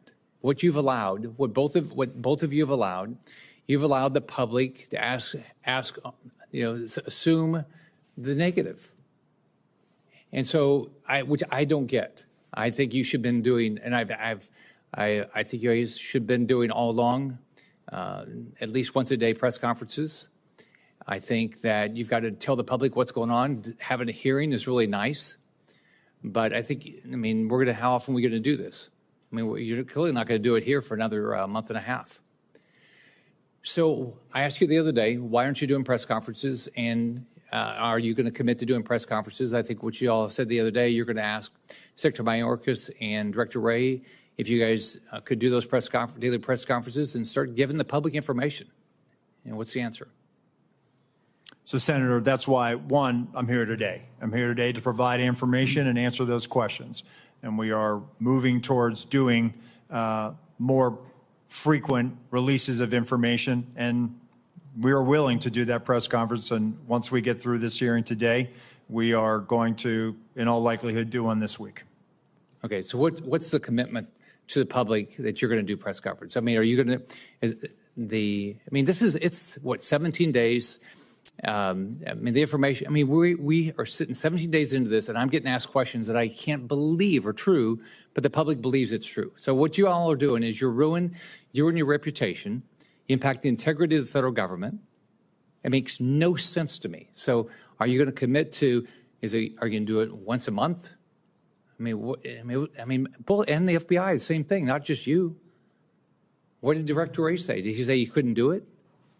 Senator, if I may jump in here. First, thank you all for your guidance in this regard. And in fact, we haven't done something every day, no doubt about that. But, you know, we're focused from the FBI side on the investigation in part as we laid out here today. We actually, based on your guidance, we did a media engagement, not a stand-up type press conference just yesterday, and laid out in full everything that I've shared here, and even beyond that, just in the interest of time. But we are, because of the intense interest in this and the implications and the national importance, we've literally provided everything through media and through journalists and here, all of the information that we have derived from the investigation thus far. We remain committed to do that in full, answering any and all questions and sharing any and all information we obtain. Do you guys realize the value of going in front of the press and answering all their questions? I mean, you realize that if you don't do it that way, everything gets filtered. You get to put out all the information, and you should be providing. I mean, you should be every day say, this is what we know now. This is like Senator Johnson put together a timeline. You should have put together a timeline. You should immediately put out, this is what we know right now, and this is what we don't know. Like you've said, you don't know how the gun got up there, right? You've said it, but why have? That should have been out all along. Say, we're looking at it. It doesn't make any sense. We've done this. We've done this. We've done this. If you do, I mean, I just don't get it. Why what you're doing? You're ruining. I've said this about the FBI. I mean, the people that work at the FBI, people work at Secret Service, they're great people. You're a black hole. You lose the support of the American public because people don't believe you're being direct with them. So I completely disagree with your approach. I just want to finish. I've got like everybody else. I said I did a letter July 18th. I haven't gotten any answers yet. I want to put it into the record, and I'd love to get the answers to this because this is what the public is asking for. They want more information. They want to know what happened, who's going to be held accountable, and how we're going to make sure this never happens again. Thank you. Without objection, it'll be entered in the record.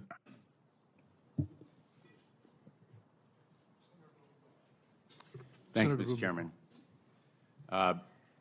Thank you for being here to both of you, and more important, thank you for your professional dedication, your personal bravery, and your devotion to the ideals of law enforcement. I know for both of you this moment is a painful one, and Acting Director Rowe, I've heard you speak in a private setting very emotionally and passionately about the need to take responsibility and take action that will assure accountability. And I know that you share a commitment, along with Director Abate, to full public disclosure to the maximum extent possible. We can make speeches at you, and I've made one myself in that private setting about the need for broader, fuller disclosure to the public, not just in press conferences, but in the course of your investigation about what you know and feel you can disclose without compromising your investigation. Let me ask you, last week, Senator Peters and Paul, along with Senator Johnson and myself, sent requests to both of your agencies to produce documents. We've only received a handful so far. Can you commit to when we can expect those documents? We will get them to you as quickly as we can, Senator. Well, can we expect them this week? We will work to meet that deadline, sir. And when can we expect all the communications, the text messages that agents have sent to each other? Eventually, all of it is going to come out, as you know. When can we expect all of those documents? we will gather them up and get them to you, Senator. You, I think, took the position as to the local law enforcement responsible for the shooter on the roof, the snipers that were in place, that it was their job to take him out. But ultimately, doesn't the buck stop with the Secret Service? It stops with us, sir, but let me just clarify. The perspective that they had on that roof, when I show you the perspective from what our sniper saw, he's on the downside of that ridged roof. Their perspective from the AGR building, looking out, their area of responsibility, looking left, they should have been able to see. You can see in that photo in Exhibit A, which we will make part of the record and turn over to the committee. He's already crossed over that bridge or the walkway and stepped up onto that roof. I'm not saying that they should have neutralized him, but if they'd have just held their post and looked left, maybe, and there's a lot of maybes there, Senator. A lot of maybe he would have been maybes, but detected. somebody needs to be held accountable. And I think Senator Graham hit the nail on the head. We need to know who specifically was responsible for doing what. Who was responsible for saying to former President Trump, sir, it's not safe to go out there yet? Who was responsible for making sure that those local law enforcement were doing their job? Who was responsible for tracking down that suspicious person who fit the profile, 10 to 25 years old, young male? The FBI has warned us about it year after year after year. Director Wray has come before us and said the threat is from domestic extremism. The lone gunman, we're all aware of it in law enforcement. So I think we need individual accountability here, and people need to be held responsible, in fact, lose their jobs, if necessary, to send a message that this massive intelligence and surveillance failure, as well as the enforcement failure, cries out for accountability. Let me just ask, in the short time I have left, what is the nature of the Iran threat?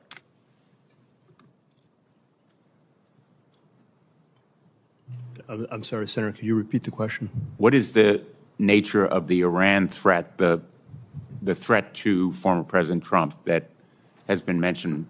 Well, we know that, let me be clear here, the terrorist regime of Iran have been targeting people, our country, for many, many years now. We've talked about that here before. I want to be clear about that. From the FBI standpoint, we know publicly they've targeted former President Trump. They've called for his assassination along with other current and former government officials. That's public information. It's well known to everyone. A specific or imminent threat on July 13th?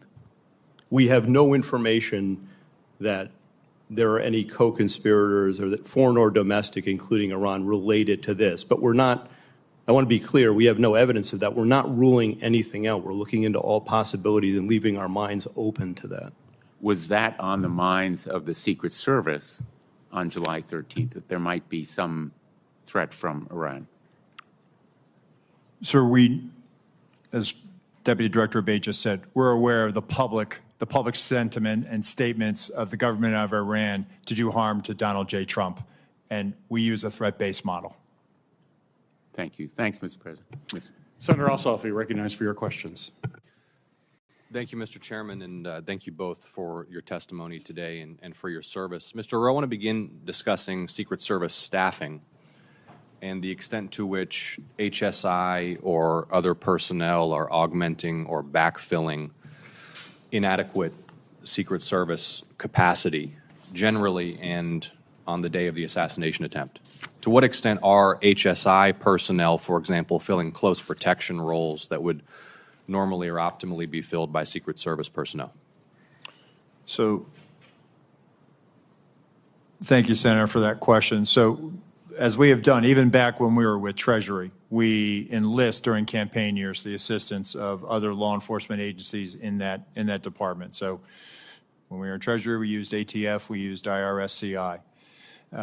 When we transferred over to the Department of Homeland Security, we have brought that practice with us. So going into a campaign year or during a national special security event like the United Nations General Assembly, we will enter into a memorandum of assistance for the campaign with HSI. HSI will provide post standers, essentially federal agents, law enforcement, to be able to help secure a site. When it comes to close protection, the only time that we will utilize them is during a United Nations General Assembly, where they may be utilized to protect a low-level head of state or provide security at a hotel in New York City where those protectees are staying. So on the day in question, all of the former president's close protection detail were full-time Secret Service personnel? They were, and they were assigned to the Donald Trump detail. Okay. Interoperability with other federal and state and local law enforcement agencies, specifically on communications. What have you determined to date played a role in failures to swiftly communicate between agencies the suspicion or identification of a threat? Well, I think there was a delay in reporting, not having that real time. So as they were closing in on him, as information is known, as Be more specific when who were closing in on him. as local law enforcement were closing in on him, as he's seen scurrying across the roof, right? That information, and we're getting to the bottom of that. We're working on trying to figure out what was the delay. Why didn't we hear that coming out of the unified command? So based on the information I have right now, what I can tell you, Senator, is that apparently not having that real-time information is what really hindered us in being able to understand more than it was just the locals working an issue at the 3 o'clock. There was actually a little bit something more urgent than that. Does it appear that that is due to a lack of communications links between relevant officials and agencies, or poor communications practices and a failure to report? I don't want to rule out. I want to have a neutral opinion on that. So I don't know if it was poor practices. I can tell you that the interoperability, not being able to have that technical fix, which is a lofty goal to be able to do that, is something that has been a hindrance. But that's why we use a counterpart system. So there, in fact, is not the capability when an intergovernmental, interagency team is deployed to secure a site like this and to mount, if necessary, a quick reaction. There is not currently the capability for example, state law enforcement SWAT personnel or local law enforcement officers to communicate directly with Secret Service officers on site? So technically you could do it, but it would take a long time to get it done. And for a 1 day or an 8-hour operation, it requires a lot.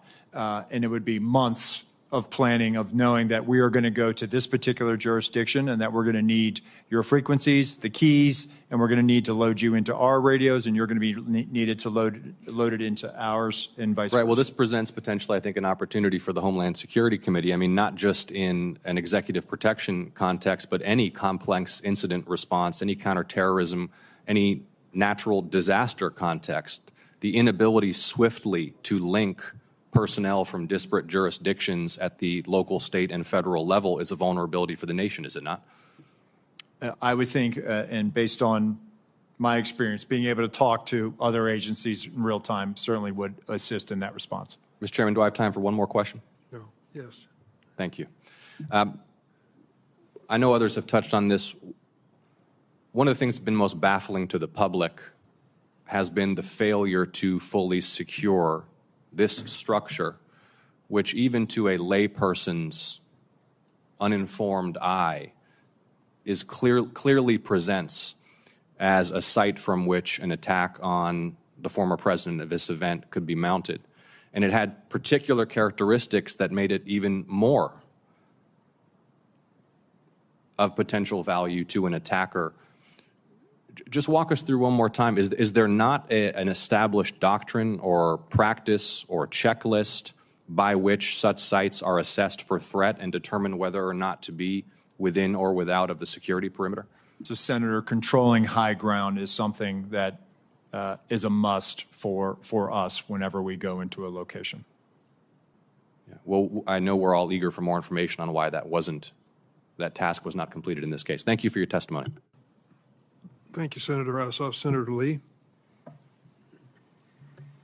Why was President Trump allowed to take the stage at 6:02 p.m., exactly 17 minutes after multiple suspicious person reports were provided, complete with photos and information suggesting that the assailant had a rangefinder, something that ordinary people don't use in this kind of circumstance?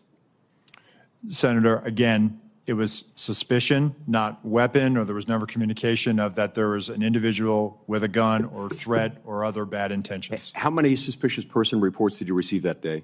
I'll get back to you on the exact number, but there were other individuals that came to the attention of law enforcement that day. Would President Biden ever be allowed on stage under similar circumstances with an unresolved set of multiple suspicious person reports provided, including indicating that there was a rangefinder involved? Senator, I can tell you that a suspicious person on the outer perimeter with local law enforcement attempting to locate would happen, but I would need more information as far as whether or not we would allow the president to go on or off. Again, for us, it comes down to weapon, a potential threat.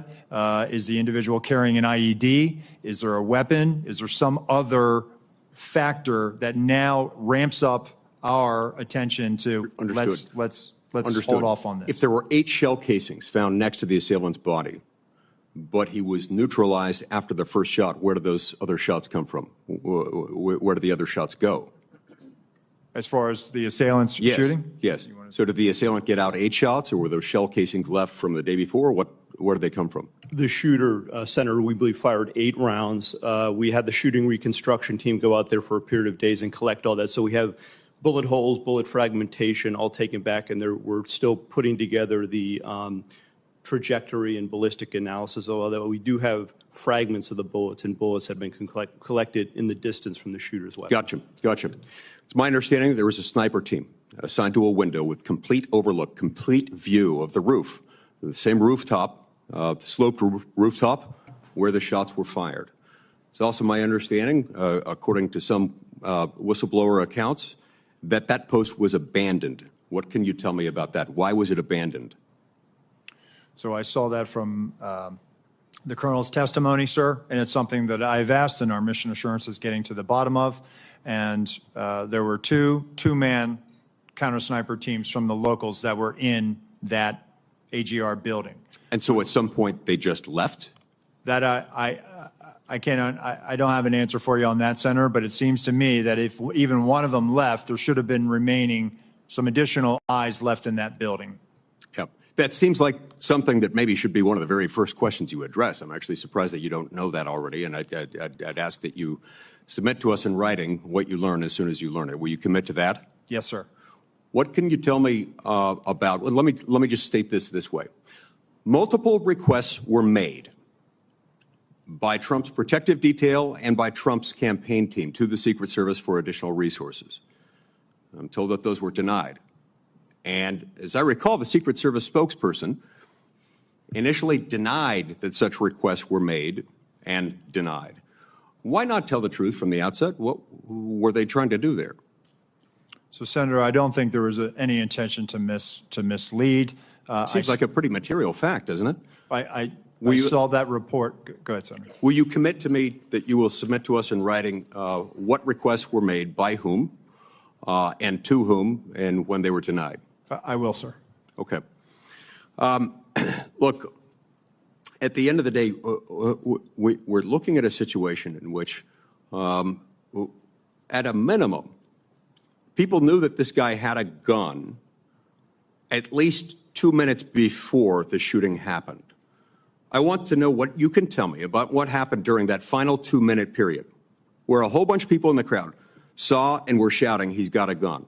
During that 2-minute period, perhaps at the beginning of it, the local police started to climb the rooftop, and there was at least 30 seconds after which local police were able to personally observe the shooter with a gun, had the gun pointed at him.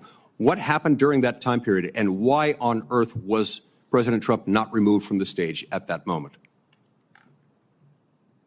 So again, Senator, the reason why President Trump was not removed was, again, we did not have anything more than locals working an issue at the 3 o'clock. Wasn't determined as to whether or not it was the same individual or not, and there was no report of the same individual as what? The same suspicious individual. Right, but we've left the category of suspicious individual at that point. You've got a guy with a gun on a rooftop 136 yards away from the stage. You know that he's got a gun at that point. What happened during that time period that did not result in President Trump, his protective detail, being notified of that and him immediately being removed from the situation? Senator, what I will say, and then I'll turn it over to Deputy Director Abate. No information regarding a weapon on the roof was ever passed to our personnel. How is that even possible? Do you want to comment to that? Senator, again, I believe that information, and this is probably something my colleague can expound on, information that was in law enforcement, local law enforcement channels, but did not cross over and make it to Secret Service awareness. Senator, just to clarify the timeline, so the individual was first seen by law enforcement on the roof at about 6:08. We're still working to perfect the timeline based on the radio comms and all that. It wasn't until at 6:11:03 seconds, the officer saw him and called out his arm. That was the first sighting where he had the rifle on the roof. And then and that was relayed to the Secret Service Command Center at that point? My understanding is no, Secret Service, it was not relayed to them.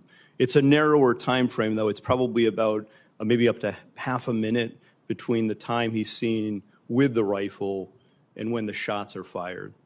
But there's still time. At that point, if there were an open channel of communication in which they were able to tell him, he's got a gun, take him out. You could still take President Trump off the stage. You could have him duck. You could have the shooter neutralized. Do you not have a channel of communication by which they can say, gun, take him out? So again, Senator, that information stayed in local channels and did not make it over to Secret Service. Did they not consider that relevant? You're saying that the local police didn't consider that relevant enough to pass along to the Secret Service? Sir, I think that they were in the midst of dealing with a very critical situation, and they articulated that over the radio, as I understand it. However, it was never relayed over to us. Thank you, Senator Lee. Senator Hawley. Thank you, Mr. Chairman. Director Rowe, can you put your first poster, your first demonstrative back up? Please put A up, please. Let's make sure everybody can see it. This is the photograph, I believe, that you took, your team took of the roof, the AGR roof. Yeah, that's the one. Okay, so from this vantage point, as the law enforcement who are in those windows, as they look left, they should be able to see the shooter clearly there on the AGR second floor roof. My question is, why is there not a Secret Service counter sniper on that roof? So, Senator, when we post up, our methodology is to look at things that can see in on our protectees so that they can provide that coverage. But why is there not a Secret Service counter sniper there with clear line of sight? That roof has a clear line of sight to the former president. Why didn't you put a Secret Service counter sniper there? The Secret Service's counter-sniper role is to neutralize those threats that are looking in on us from where the protectee is, not necessarily You think maybe you might want to revise that protocol in light of what happened here?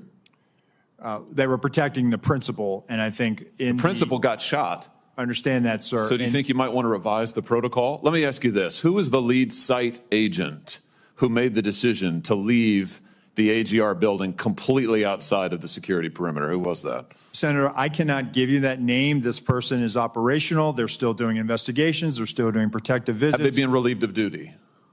Senator, they have not been relieved of duty. I know their name, by the way. Why have they not been relieved of duty? They are still cooperating, not only being interviewed by the FBI, but also by our Office of Professional Responsibility. And we will let the facts of the mission assurance and any further investigations play out. Isn't the fact that a former president was shot, that a good American is dead, that other Americans were critically wounded, isn't that enough mission failure for you to say that the person who decided that that building should not be in the security perimeter probably ought to be stepped down?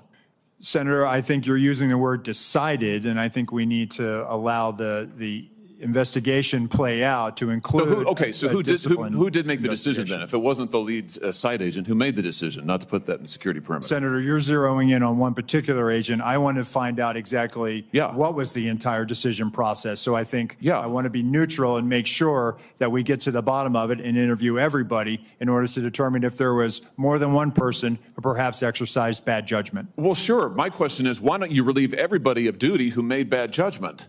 So, yeah, you're right. I am zeroing in on somebody. I'm trying to find somebody who's accountable here. And you're telling me that the person who made the decision not to include this in the perimeter has not been relieved of duty. What about the person who's in charge of the interoperability of radio frequencies between local law enforcement and Secret Service? Has that person been relieved of duty? No, Senator, because interoperability is a challenge, is a greater challenge than just one person. On that day, we had a counterpart system.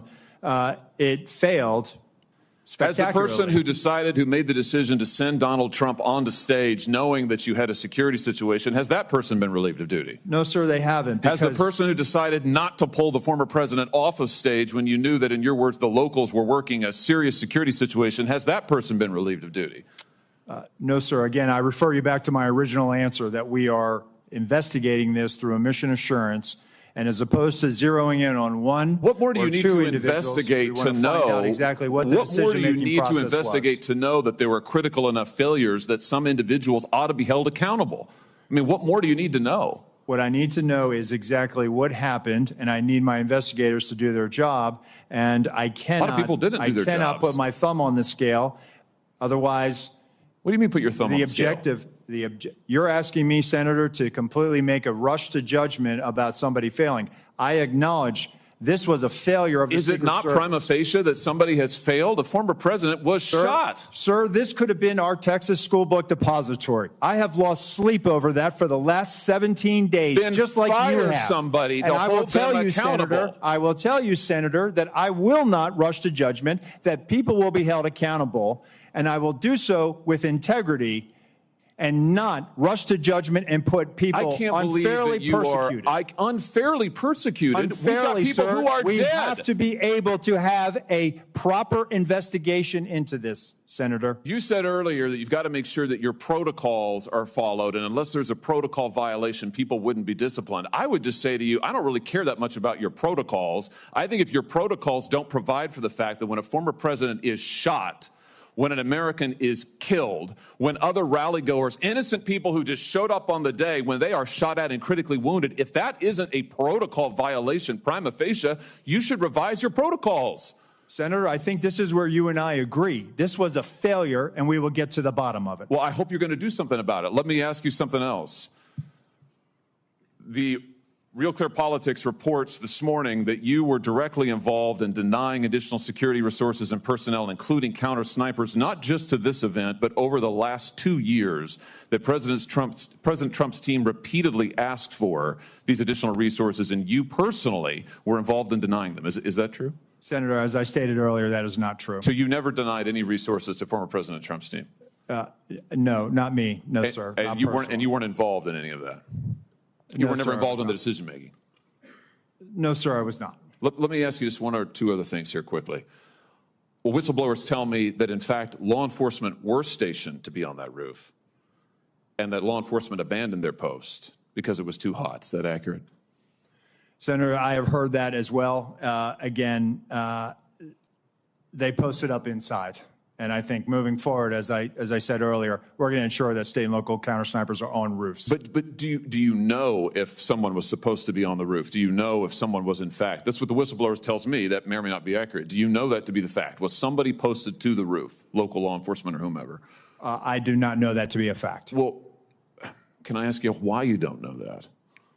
Again, Senator, we are looking at this, and they should have been on that roof. And the fact that they were in the building is something that I'm still trying to understand. I just want to express my frustration, Director, that 17 days or whatever it's been, that whistleblowers are telling us more than you are, and you don't know, you haven't ascertained if there was supposed to be law enforcement on the roof. That seems like a pretty basic fact. I'm also told that local law enforcement suppliers offered the Secret Service drones, and you declined them. Is that true? So, Senator, one, I've been very transparent and forthcoming. Your agency has not been transparent and forthcoming, so please, let's not go there. I have been forthcoming, sir. That remains to be seen. You've been on the job a few days. So far, you've fired nobody. Now, the drones. Thank you, Were sir. you offered drones? Senator So Hawley. there was an offer to fly a drone on that day. And why did you deny it? Again, I think the ability of local law enforcement to provide an asset, we probably should have taken them up on it if it was offered. Senator Cruz. Thank you, Mr. Chairman. Mr. Rowe, thank you for being here. I agree with what you said at the outset, that the individual Secret Service agents demonstrated remarkable personal courage, putting their bodies in between the line of sight of the shooter and the president. That being said, the bravery of the line agents is quite different from the decisions of Secret Service leadership. Secret Service leadership committed catastrophic security failures, indeed the worst security failures for the Secret Service since 1981, since the attempted assassination of President Ronald Reagan. It is incumbent upon this committee to determine why those security failures happened. Just after the shooting, Secret Service put out an official statement from your spokesperson that says there's an untrue assertion that a member of the former president's team requested additional security resources and that those were rebuffed. This is absolutely false. In fact, we added protective resources and technology and capabilities as part of the increased campaign travel tempo. Was this tweet accurate? With respect to Butler, Pennsylvania, it is accurate, sir. It is accurate that the Trump team had not asked for additional security and had not been rebuffed.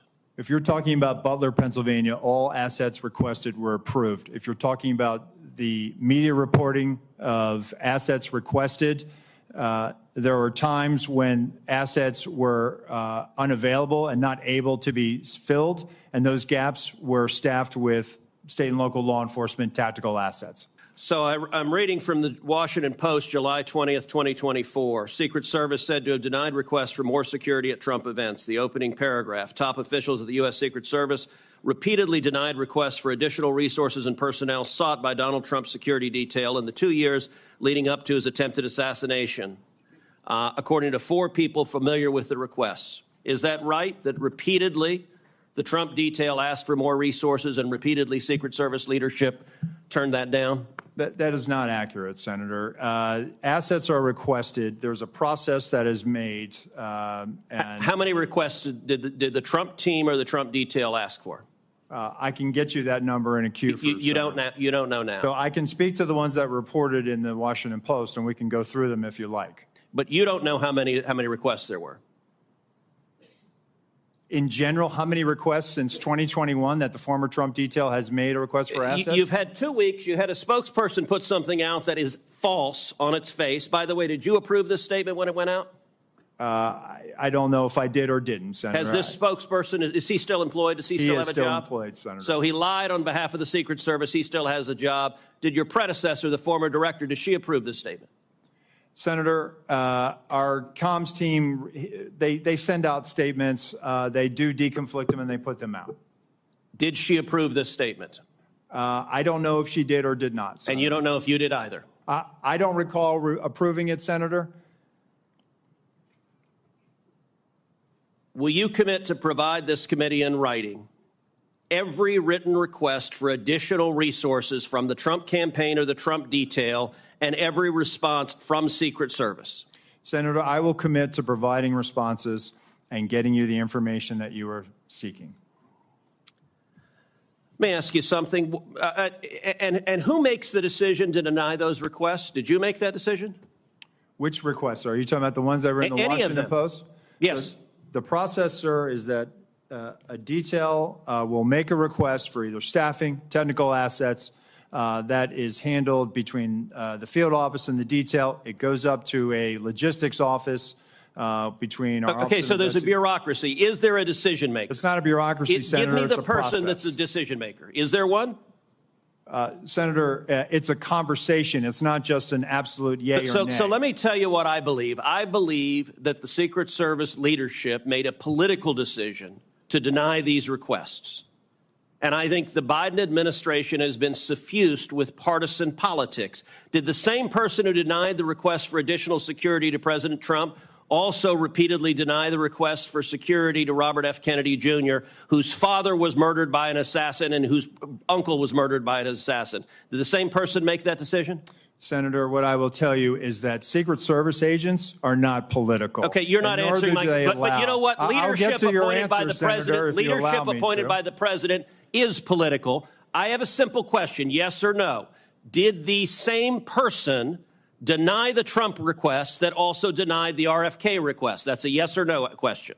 Senator, that is not a yes or no question. One, there is a process for a candidate nominee to receive protection. Does the buck stop anywhere? Does the buck stop anywhere? Bipartisan process that the Hill participates in. It's a bicameral, bipartisan process. What camera? For a candidate, you are not a Congress. You don't have a camera. Mr. Kennedy submitted a request that was referred over to the CPAC. Okay, you're refusing to answer the question. Let me ask, because the failures on that day were catastrophic. By the way, is it true that on the day of the Butler event that Secret Service transferred agent from President Trump to the First Lady?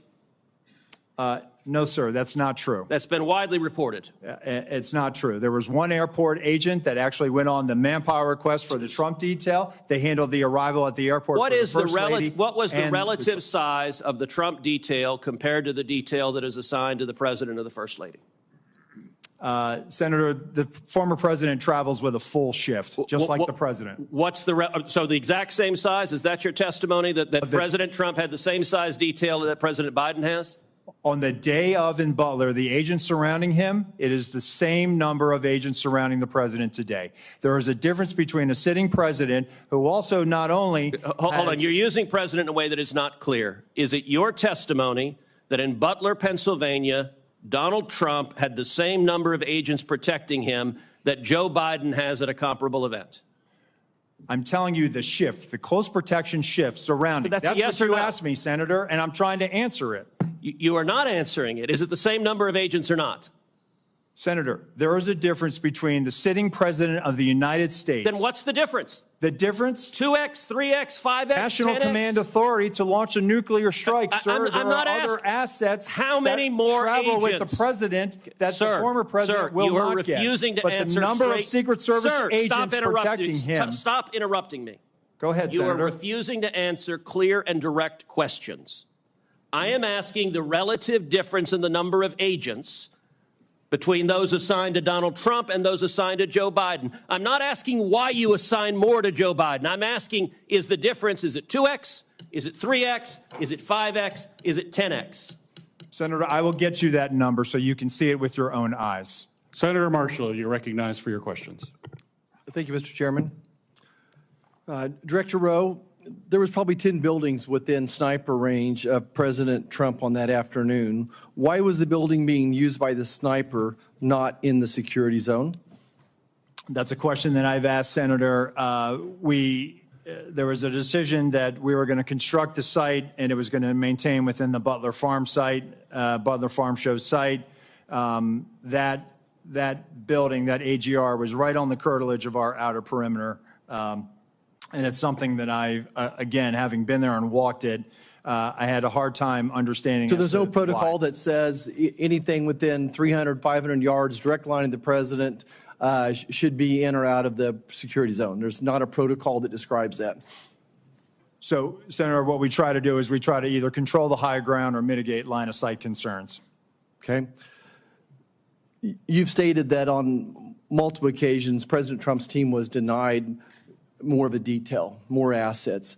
Who denies that? Who is the person that denies that, generally speaking? So, Senator, there's a process. Again, there's a conversation had with the detail. There's got to be a buck stopping. There's got to be someone. Who is the person? Is it a level within the D.C. agencies? Is it someone in the Pittsburgh office? Who denies this? It has nothing to do with the Pittsburgh office, Okay. sir. It is a conversation between not only the detail, the field office, but also. I don't want to know the conversation. I want to know who makes the decision. The decision, sir, is it's our process between the Office of Protective Operations and the Office of Investigations. Is there a title for this position? It is called we affectionately call it the War Room, and it's where all of our logistics files into. So it's a room that makes the decision. It is a staffing and assignments officer. Okay. Is the Secret Service required to do a briefing with all entities of law enforcement involved in the event of the days leading up to the event and the day of the event? We do a police meeting, sir, where we start the initial So it's required. process. Is it required? Is it part of your standard operating procedure? The police meeting is what initiates the advance, and that is what is required. Was this meeting held on that day? The police meeting took place on the days prior to that. Do you have documents of that meeting was actually happened? If we do, sir, I will get them to you. But you're saying that it did not happen on the day of the event. So I think what you're referring to is a briefing that the state and locals would have done with themselves. We did a briefing with our own folks. They briefed. When did you? Did your people meet with local law enforcement the day of the assassination attempt? Yes. Okay, and you realize that the local law enforcement says no, that meeting never happened, and that's why we need to get these people in to talk to us, and this is why the FBI needs to be speaking up sooner than later and say that meeting did or didn't happen. Surely there's some type of documentation of that meeting one way or the other. Is there documentation of that meeting? So, Senator, I can tell you that what you're referring to is the counter sniper team seconded to Butler ESU. Our personnel met with the team lead from Butler ESU, and they discussed areas of concern, areas of responsibility, and that did in fact happen at the site on that day. Director, I think you would agree with me that there were multiple individual and institutional failures the day of this assassination attempt. You have a $3 billion budget. You're still 2,000 employees short. And in 2022, the Secret Service had a 48% departure rate. That tells me you either have a cultural problem or just gross incompetence. Which one is it? So, Senator, I would challenge that 48% departure rate. Let me get you some statistics that we have. It is not 48%. But go back to the multiple failures that we saw on an individual basis as long as systemic. I think it proves that there's either incompetence or some type of a cultural problem within the SS. So, Senator, I know you're not calling our workforce incompetent, and I know we do not have a cultural problem. If anything, we are dedicated to making sure that we don't have mission failure. And let me get you the hiring numbers that we have, because I think you will actually see that, no, we've actually done very well fairly recently with trying to make sure that we have the numbers that we need. Of course, we need more people. Everybody does. But let me get you those numbers, and I think let your own eyes Would you also disagree with me when it's reported that almost 50% of the rank and file officers don't trust leadership within the Secret Service? Senator, I think it's the right of every worker to talk bad about their boss. Thank you. I yield back. Senator Hirono, you're recognized for your questions. Thank you, Mr. Chairman.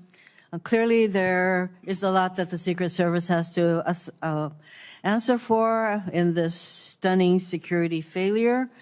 But I do want to follow up on Mr. Abate's testimony that an online profile of the shooter may have been found, and you said it contains anti-Semitic and anti-immigrant postings. Can you elaborate? Have you found anything further in the shooter's profile?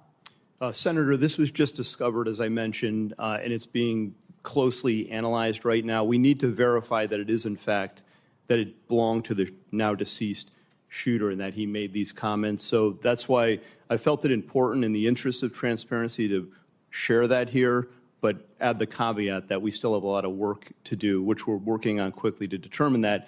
It's of importance, I think, because if it is, in fact, the shooter that posted these comments, it's the first real indication where he's expressing what are described as extremist views and talking about political violence. I take it that once you determine that it was, in fact, the shooter who posted these kinds of comments, that you will let the public know as well as this committee? Absolutely, Senator. I think, in fact, it is very important that many of the perpetrators of mass shootings, et cetera, have these kinds of postings online that are very anti-immigrant, anti-Semitic, anti-everything. And it is really important as we determine the kind of profile for many of these shooters that we understand how critical it is that we are careful, how critically important it is that people are careful about what they're posting online, the misinformation, disinformation, everything else along those lines. This is for Mr. Abate once again. What kind of firearm, what kind of weapon did Crooks use in the assassination attempt? This was an AR-15 style rifle manufactured by a company named Panther Arms. And once again, many of the persons involved in these kinds of mass shootings use this particular kind of weapon. We know from similar hearings that the Judiciary Committee has had that we are a nation awash in guns. In your view, shouldn't we be doing more to prevent the easy accessibility of these kinds of firearms in our country? Senator, we're focused on collecting the facts here, and I'm not going to comment on something like that. Well, I know that there is a hesitancy to ask about firearms and all of that, and I should think that as a law enforcement person that you probably have some opinions along those lines, but you don't want to articulate what to many people in our country. There's a causal factor here, the easy accessibility of guns. And I want to ask that question because I think it's important that the American people understand that, we are a nation that is awash in guns, and we have more mass shootings than any other country, and yet we have been unable to pass the kind of laws that prevent these kinds of firearms to be easily available, that we have not done enough to promote gun safety in our country. And Mr. Chairman, I wanted to articulate that as the elephant in the room that nobody wants to address, including apparently our law enforcement officers.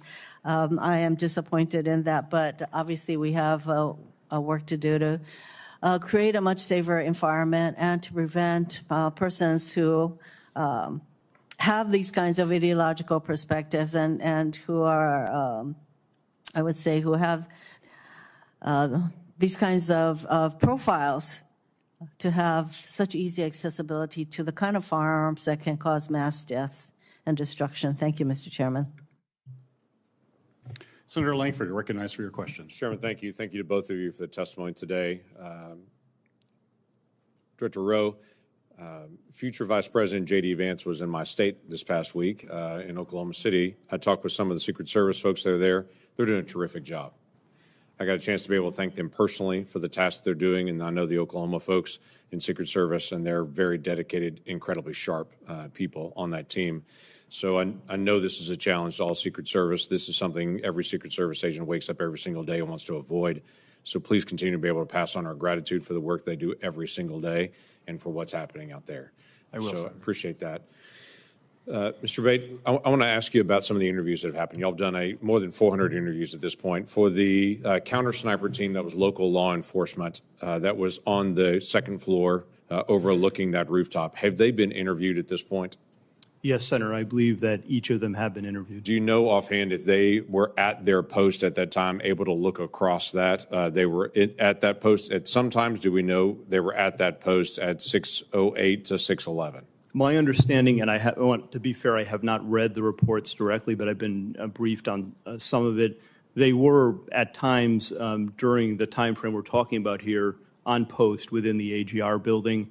And I do believe, but I would want to confirm this at some point, one or more did venture out in an effort to locate and isolate the. We understand from the timeline that they were also looking for this individual that was suspicious, that they had left that post to be able to try to look for him on the ground at different points to try to be able to see if they could get a different perspective. What we're trying to figure out is during that time period that he actually climbed on the roof, assembled a firearm or took a firearm with him or picked one up, whatever it might have been there, that they were able to actually see him if they were able to look left, as been acknowledged in the photos that are up there.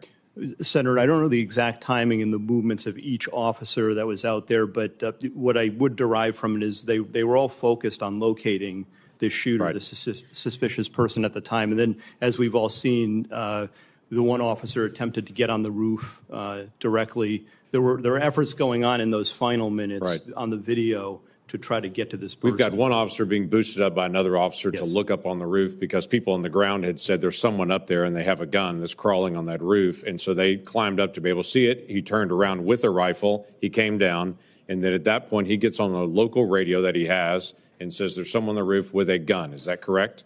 Yes, Senator, I believe that that's accurate. So what's the rest of the radio communication? We've heard that first call in. We know it's about 30 seconds from the time he called in till the actual first shot rang out. What else was discussed on the radio during that 30-second time period?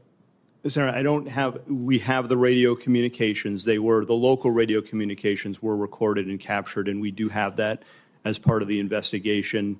The key points to me, that local officer communicating that he sees the individuals, he's armed. That's at about 6:11 and some seconds. I think it's 3 seconds. And then he identifies it as a long gun at about 6:11 and 11 seconds. And the shots, which all happened quickly together, I believe happened within probably 30 seconds. So we're talking about over the radio because there's a command center there Yes. where all radios, including the local, are all being listened to try to be able to review. There's a statement that has the word gun in it that's coming out across the radio. We only know that first communication. We don't know what came back and forth on that. We'd like to get transcripts of that conversation that was done in local law enforcement. But coming into that command center, there's also the word gun coming through one of the radio frequencies. I would think that would be communicated pretty quickly to everybody across the spectrum. 30 seconds is not long, but that's an NFL play plus a huddle plus the next play. I mean, that's quite a bit of time still to be able to respond. When Secret Service moved to be able to protect the president once the first shots were fired, within 2 seconds, they're gathered around him. So trying to be able to figure out where the word gun got lost in radio communication here and what else was said. Certainly, we will share the communications with you and the committees, Senator. I will note, just from my notes, there was effort within those minutes and seconds once the gun was announced. There's other communications where the local police are talking about deploying a QRF and responding, and that they've got the building surrounded. So it's not an avoid. I don't want to give you the misimpression. Right, I understand, but typically I would assume for Secret Service, if they hear over the radio over something gun, they're moving to be able to protect the detailee, the person they're protecting at that point, the protectee, that they're moving pretty quickly at that point if that's what's actually coming out. And so that's what I'm trying to be able to figure out, how that didn't get communicated out to the people that were directly in front of the former president at that point. And the last question I'd have, I only have a second left, is just, was there any overhead drone? We've talked about counter drone, but any visibility that Secret Service had to be able to see the field and all the operation in their own ability? No, sir. And as was asked by another senator earlier, it appears that there was an offer by a state or local agency to fly a drone on our behalf, and I'm getting to the bottom as to why we turned that down. Okay, thank you. Senator Kennedy, you're recognized for your questions. Thank you, Mr. Chairman. Mr. Abate, am I saying your name right? Yes, Senator, thank you. You are the Deputy Director of the FBI, is that correct? Yes, Senator. Is there any doubt in your mind or in the collective mind of the FBI that President Trump was shot in the ear by a bullet fired by the assassin crooks? Senator, there is absolutely no doubt in the FBI's mind It whether former President Trump was hit with a bullet and wounded in the ear. No doubt, there never has been. Okay. I've been part of this investigation since the very beginning, and that has never been raised. You're sure? Yes. It wasn't a space laser. No. It wasn't a murder hornet. Absolutely not. It wasn't Sasquatch. No, Senator. It was a bullet It was a bullet, Senator. 100%. fired by crooks Yes, sir. that hit President Trump in the ear and almost killed him. 100%, Senator. Okay, glad we cleared that up. I don't want to get off the subject here. Did the FBI just settle 2 lawsuits, one wholly, one in part, in which the FBI agreed to give Peter Strzok $1.2 million and Ms. Lisa Page $800,000? It's my understanding, Senator, that the Department of Justice was involved in that, not the FBI. The FBI had nothing to do with it? There may have been consultation with our general counsel's office, but Does the FBI have to sign off on it? I don't know the answer to that. I don't believe so, but I would want to confirm that. I would like you to, this would be the same Lisa Page who said to Mr. Strzok, quote, Trump's not ever going to become president, right? Right. To which Mr. Strzok said, quote, no, he won't. We will stop it. That's the Peter Strzok and Lisa Page I'm talking about. I need to know if the FBI signed off on this lawsuit. We will on get this that settlement. answer for you, Senator. And then I need to know who signed off on it. Did you sign off on it? I absolutely did not and would never sign off on something Did Chris like that. Wray sign off on it, the settlement? I don't believe he did. Okay. Did any, you don't know what? Nor do I think he would have. You need to let me know who signed off on this, if anyone at the FBI. So it was Merrick Garland who agreed to do this, is that right? I don't, Senator, I do not know. Well, hell, who signed somebody off had on to that. agree to it. I've settled a lawsuit before. The client's got to agree to it. You're the client.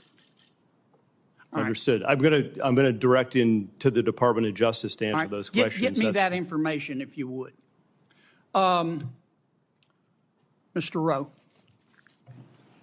help me understand this. The assassin crooks fired his first shot, as I understand it, at 6:12 p.m. He was about 150 yards away. It's been reported that the snipers, the government snipers, saw him on the roof 20 minutes before. Not 2 minutes, 20 minutes before. Is that correct? Senator, that's first time I'm hearing this. That is not correct based on the information I have right now, sir. Well, when did the FBI snipers see him on the roof?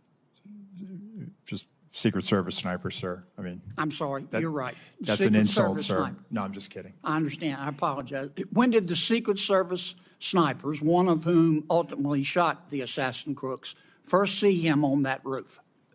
So, sir, immediately upon the shots being fired, our snipers. I know that, but when did they first see him? You got a guy lying on a roof. Yeah. You got snipers in an elevated position. They can look down on the roof. You got the guy lying there with a gun pointed at the former president of the United States. And I'm just, and they shot him. Good for them. He's now dead as Woodrow Wilson, and that's a good thing. I'm sorry. God forgive me, but it's a good thing. But when did the snipers first see him? As soon as he presented himself as a target and a threat to the president, sir. And when was that? He fires initially a volley. I believe it was 3 shots. No, he fired at 6:12 p.m. Yes, sir. Okay, that's the first shot. So within 15.5 seconds of the first shot, he's Here's what neutralized. people are asking. Yes, sir. He was up, Crooks was up there. The snipers at some point saw him, Yes, sir. our snipers, because they killed him. Yes, sir. When did they first see him? It has been reported repeatedly that the snipers first saw him 20 minutes before. That's more than a quarter in an NFL football game. Yes, sir. Do you don't know the answer? So to I that? do know the answer, sir. I'm telling you that. What is the answer? No, When they did not see him. They only They never saw him. No, sir. Well, They did not. how could they not see the guy? How could they not see him? They're in an elevated position. They're checking rooftops. They're looking around. Yes, There's sir. 2 government snipers. How could they not see him? There he was, big as Dallas, lying there with a gun pointed at the president. How could they not see him? I believe he was obscured by that roof, sir. He did not pop up. The roof is flat with ridges. He's below the line where they would have seen him, sir. There is he did have concealment. I'm not going to say it's cover. He did have concealment, and then ultimately gets into firing position and fires. And within 15.5 seconds of his first shot, he's neutralized. All right, I've gone way over. You gentlemen need to answer these questions. Mr. Deputy Director, get me that information about those lawsuits. Senator Rosen, you're recognized for your questions. Thank you, Chair Peters, and Ranking Member Paul for holding this important hearing on the attempted assassination of former President Trump. I am grateful for everyone's service and dedication. However, it's critical that this committee get to the bottom of what happened that day so that we can prevent any future catastrophic security failures and ensure that nothing like this happens again. And so, Director Rowe, given that the event took place in a rural area, we've talked a lot about connectivity issues. Was law enforcement at a disadvantage due to a lack of or limited connectivity? And why has the Secret Service not adopted a dedicated satellite-enabled Wi-Fi connection, which would facilitate integrated communication, enable device connectivity to include drones, and allowing for the sharing of real-time intelligence? So, Senator, thank you for that question. So, based on what I've seen, that radio connectivity, cellular, was an issue that day.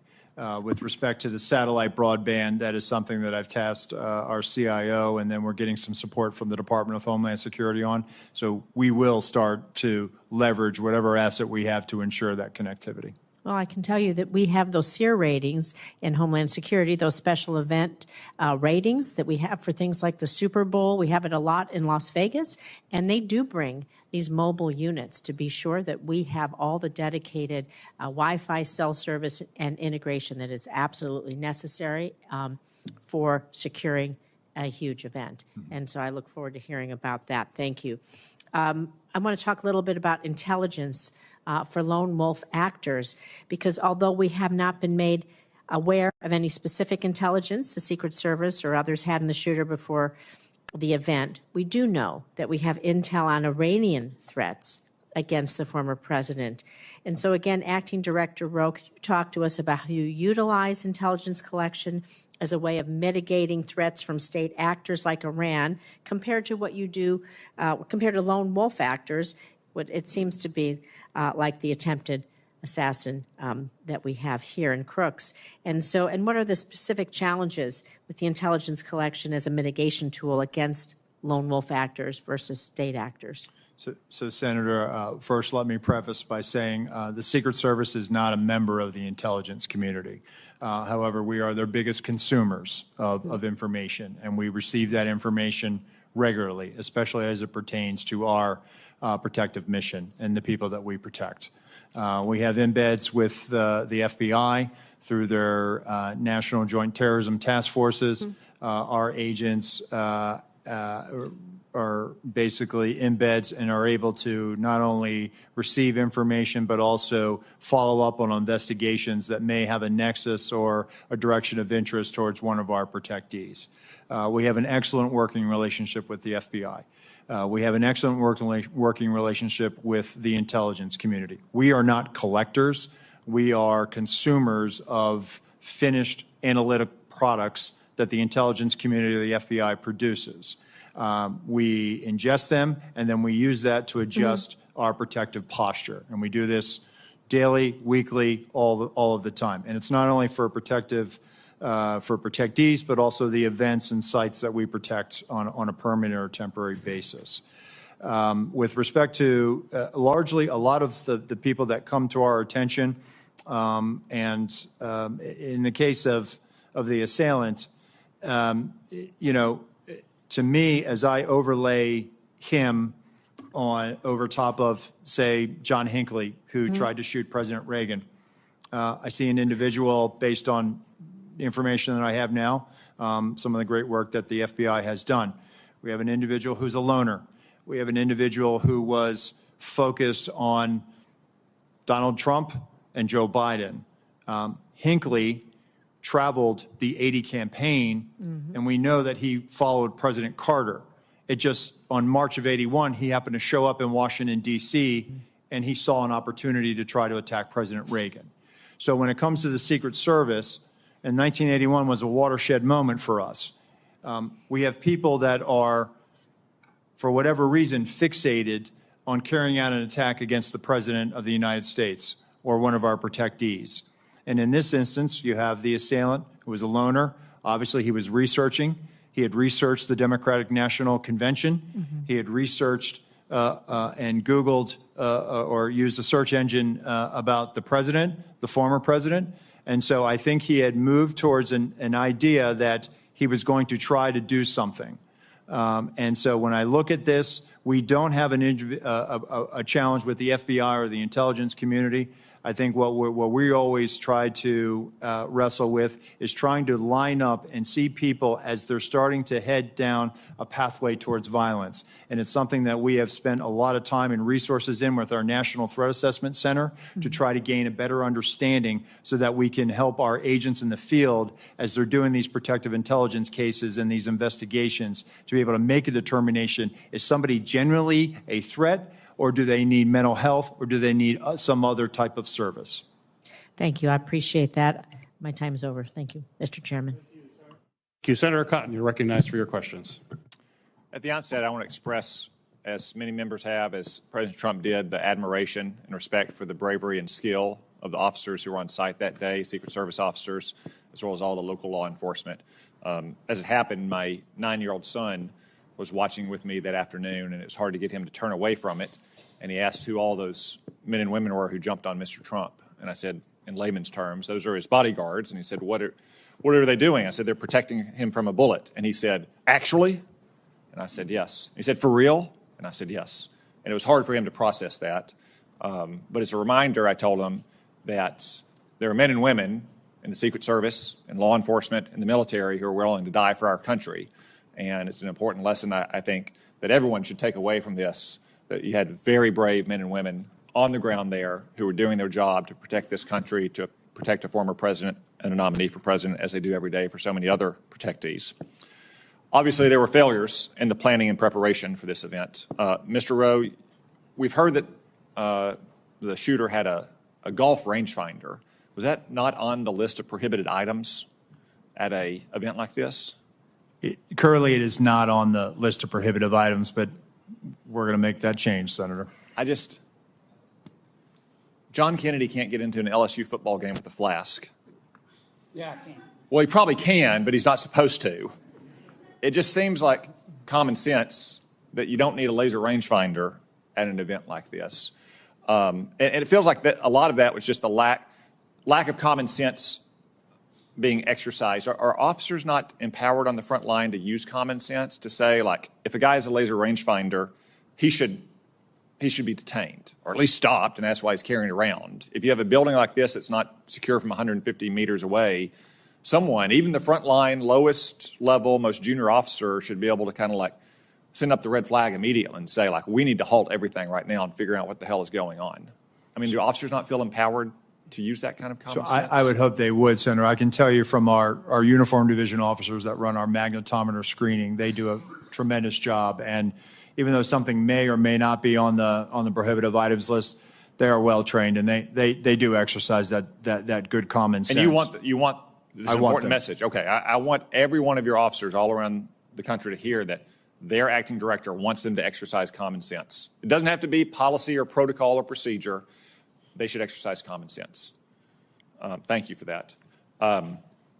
So it was reported right before Ms. Cheadle's hearing last week that, in fact, President Trump's detail had requested more resources and those had been denied. She said that she did not deny those resources. You've testified this morning that you did not either. So who did? I mean, the Secret Service is not the post office. It's not this vast bureaucracy. Right. Like, I'm not surprised to hear that you knew the counter sniper. It's a small agency, and you have a lot of career officers. Like, surely you've gotten to the bottom by now of on whose desk this request landed and who denied it. So, Senator, sometimes when they make a request, they may not have the asset available. For example, there may be, instead of the detail may say, hey, we want 15 magnetometers. What we'll look at it based on what the event size, we'll say, hey, listen, we're going to send 10 based on our protocols of screening so many. We have a flow rate of how many people we can put through. When it comes to a counter sniper or something like that, because I know that's been the subject of some media reporting where they have requested counter snipers. We do have a finite number of counter snipers.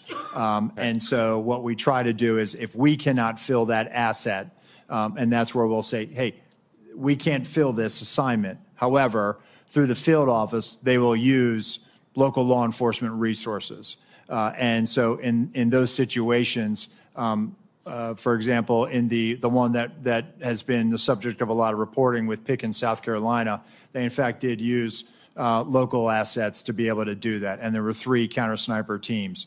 One of them was formerly with the Secret Service Uniform Division.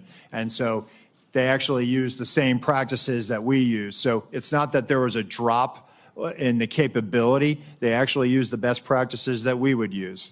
So the asset may be denied by Secret Service between the war room and that conversation with the detail in the field, but that doesn't equate to a vulnerability or a gap. Okay, one final question about the Iran threat. As you know, Iran made credible threats against several former Trump administration officials, many of whom still have government-provided security details to this day.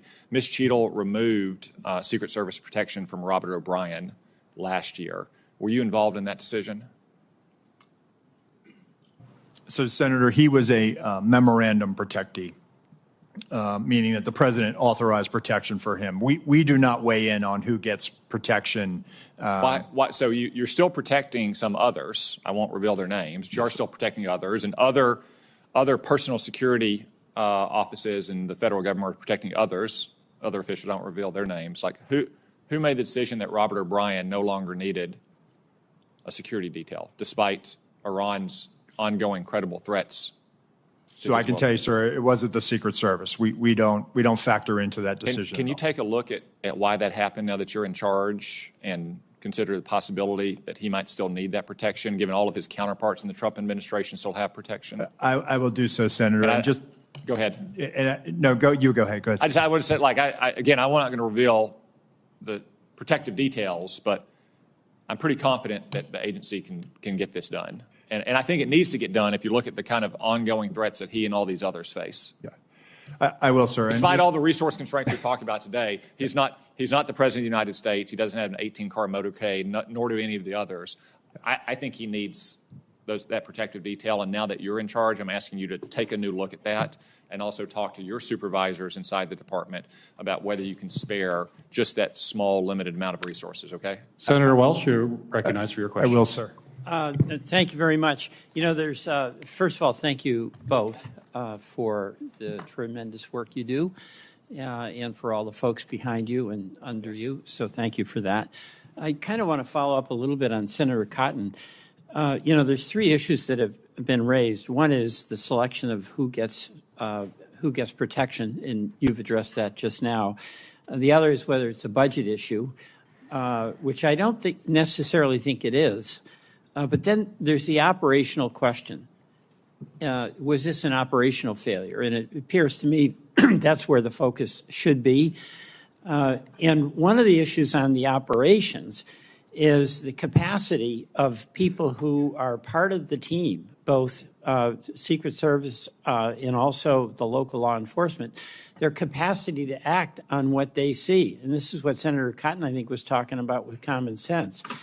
You know, you mentioned that the sniper was authorized immediately to act. He wasn't checking in with anyone, right? And he took out the shooter as quickly as he could. But according to the timeline, you had local law enforcement captured 2 photographs of the shooter at 5:10. At 5:32, local law enforcement officers spot a suspicious person who turned out to be the shooter with a phone and a rangefinder. At 5:46, the alert was so significant that snipers text photo of the shooter from where he was initially spotted to the USS lead sniper. I mean, how is it that where you had these experienced law enforcement people who understood the gravity of the responsibility of protecting the presidential candidate, the former president, none of these actionable observations resulted in action? I'll direct that first to you, Deputy Director Abate. Thank you, Senator. From the FBI standpoint, we're simply collecting the facts. We've interviewed most of the officers. Now we'll end up interviewing all of them. Okay, we'll go to Assistant Director or Acting Director Rowe. So on that, Senator, I think there was a sense of this guy is standing out, and that's why he came to the attention of local law enforcement. No, I get that. That's my point. Right. He did stand out. Correct. But nothing happened. Well, I mean, there were alerts, There were but there alerts. was like, you've got somebody suspicious. Why didn't somebody go interact with the suspicious person, like right away?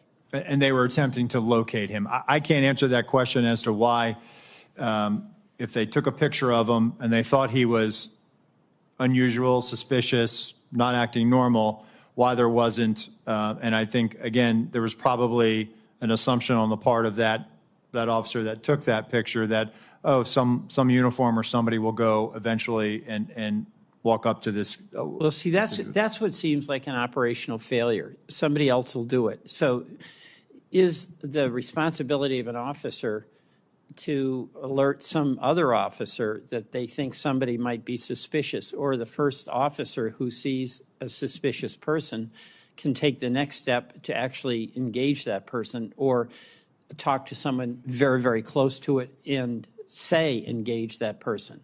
And this guy was wandering around for quite a while. He was. I can't put myself in the mind of that officer. I'm not asking you to do that. I'm asking, this is operationally, how does the process work? Okay, so that is the job of the leaders as opposed to the officers. Are they empowered to act immediately upon the observation of someone who looks very suspicious, particularly when they've got the rangefinder? They were in a place where it really wasn't about seeing the rally. It was, as we see, it was a place where you get a good view of former President Trump. I mean, that is a leadership issue, right? So, Senator, that officer didn't work for me. That was a state and local officer that made that observation, took that picture. So I can tell you from the Secret Service perspective, and we do this routinely, is that when people come to our attention, we locate them, we go up, we do a field interview, or we try to do a consensual encounter. That's the operational thing I'm talking about. If you do it within Secret Service, you all are in charge. And you are relying on local law enforcement assets, those folks, and they did their job here up to a point where they identified this person, passed information along, but nobody acted. The empowerment to that local officer, I would think, has to come, be transmitted through the Secret Service, maybe in the earlier briefings, but, where you say, folks, you see somebody suspicious, you engage that suspicious person. I don't disagree, Senator, and it goes back to my comments at the beginning of the hearing that we need to be very direct to our local law enforcement counterparts so that they understand exactly what their expectations. I yield back. Thank you very much, Mr. Chairman. Thank you. Senator Tillis, you're recognized for your questions. Thank you, Mr. Chairman. Mr. Abate, Mr. Rowe, thank you for being here. Mr. Rowe, do you have a picture? I was watching your testimony earlier. Do you have a photograph of the vantage point from the Secret Service snipers? I do. I believe that's C. And there were two, is that correct? Yes, sir. Stage left and stage right. Okay. And I don't know if you have a vantage point of both of them or not. I know you had one for the one who ultimately shot the. That's the vantage point of the sniper who neutralized the assailant. Okay. Well, is it a similar vantage point for the other? Would they have also been impaired in terms of actually seeing him until he popped his head up? So the sniper on the stage right side, Yeah. Senator, they had an obstructive view because of that tree. They had an obstructive view. Okay, so the one thing, this discussion that I don't believe that a sniper saw someone on the roof 20 minutes before just doesn't make sense to me. It sounds like the one who took the shot probably saw him for the first time about a split second before he pulled the trigger. Is that? That's my assessment, Senator. Well, first off, I'd like to clarify the requests that have been made of a lot of people so that we get the information in a good form. I think it would be helpful, at least all the way back to, I think, November 5th of 2022, I believe, when President Trump announced that he was running for re-election. I think it'd be helpful if we could just get a matrix of any request for additional security, the resolution of that request. Was it honored? Was it denied? Was it downsized? If you could give us that, I think that's going to be the best way versus giving us mounds and mounds of paper. If you can do that, I know you're looking at the same thing. I've heard from you that any subsequent requests for field requests are being honored.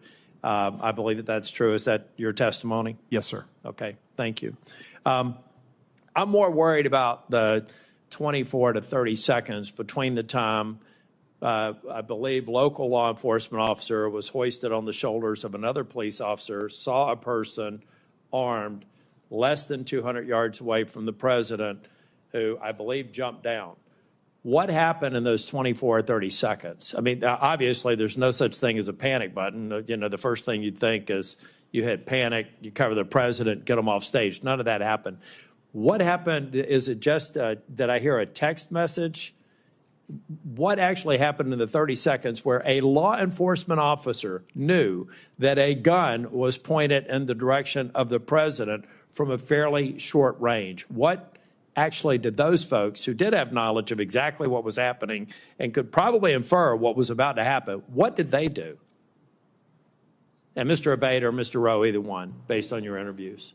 Thank you, Senator. From the interviews, the officers in the immediate vicinity were operating with urgency at that point to get to this person, but he was on the roof. The officer who had looked over the edge, based on what I've been told, the shooter turned toward him with the rifle. That's what the officer observed. So he was under threat himself in that second. So he had to retreat and step down and get back to the ground in order to protect himself and keep him safe from potential rifle fire. But once he got to the ground, along with other officers, there were Butler County local officers, Pennsylvania State Police.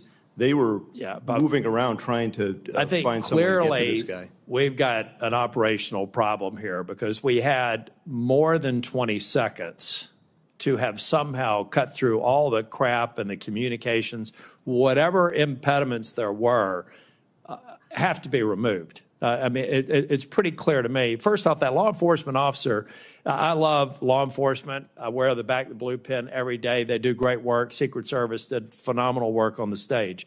But they failed because their job is to protect the public. And they needed to put themselves in harm's way to stop him. Now, I'll let the interviews go through, but there was a massive failure. There were at least 2 law enforcement officers that knew a guy was about to pull the trigger at the president. And, I'm just not really happy with the fact that we couldn't have communicated covered President Trump and try to secure the situation. I'm going to let the investigation go through, but I think it's go forward. I think it's very important to point out that we can't let a scenario go in the future where 20 seconds can lapse when a law enforcement officer within 2 football fields of a former president of the United States has material knowledge that somebody's about to get shot at on stage, and we don't have instantaneous response.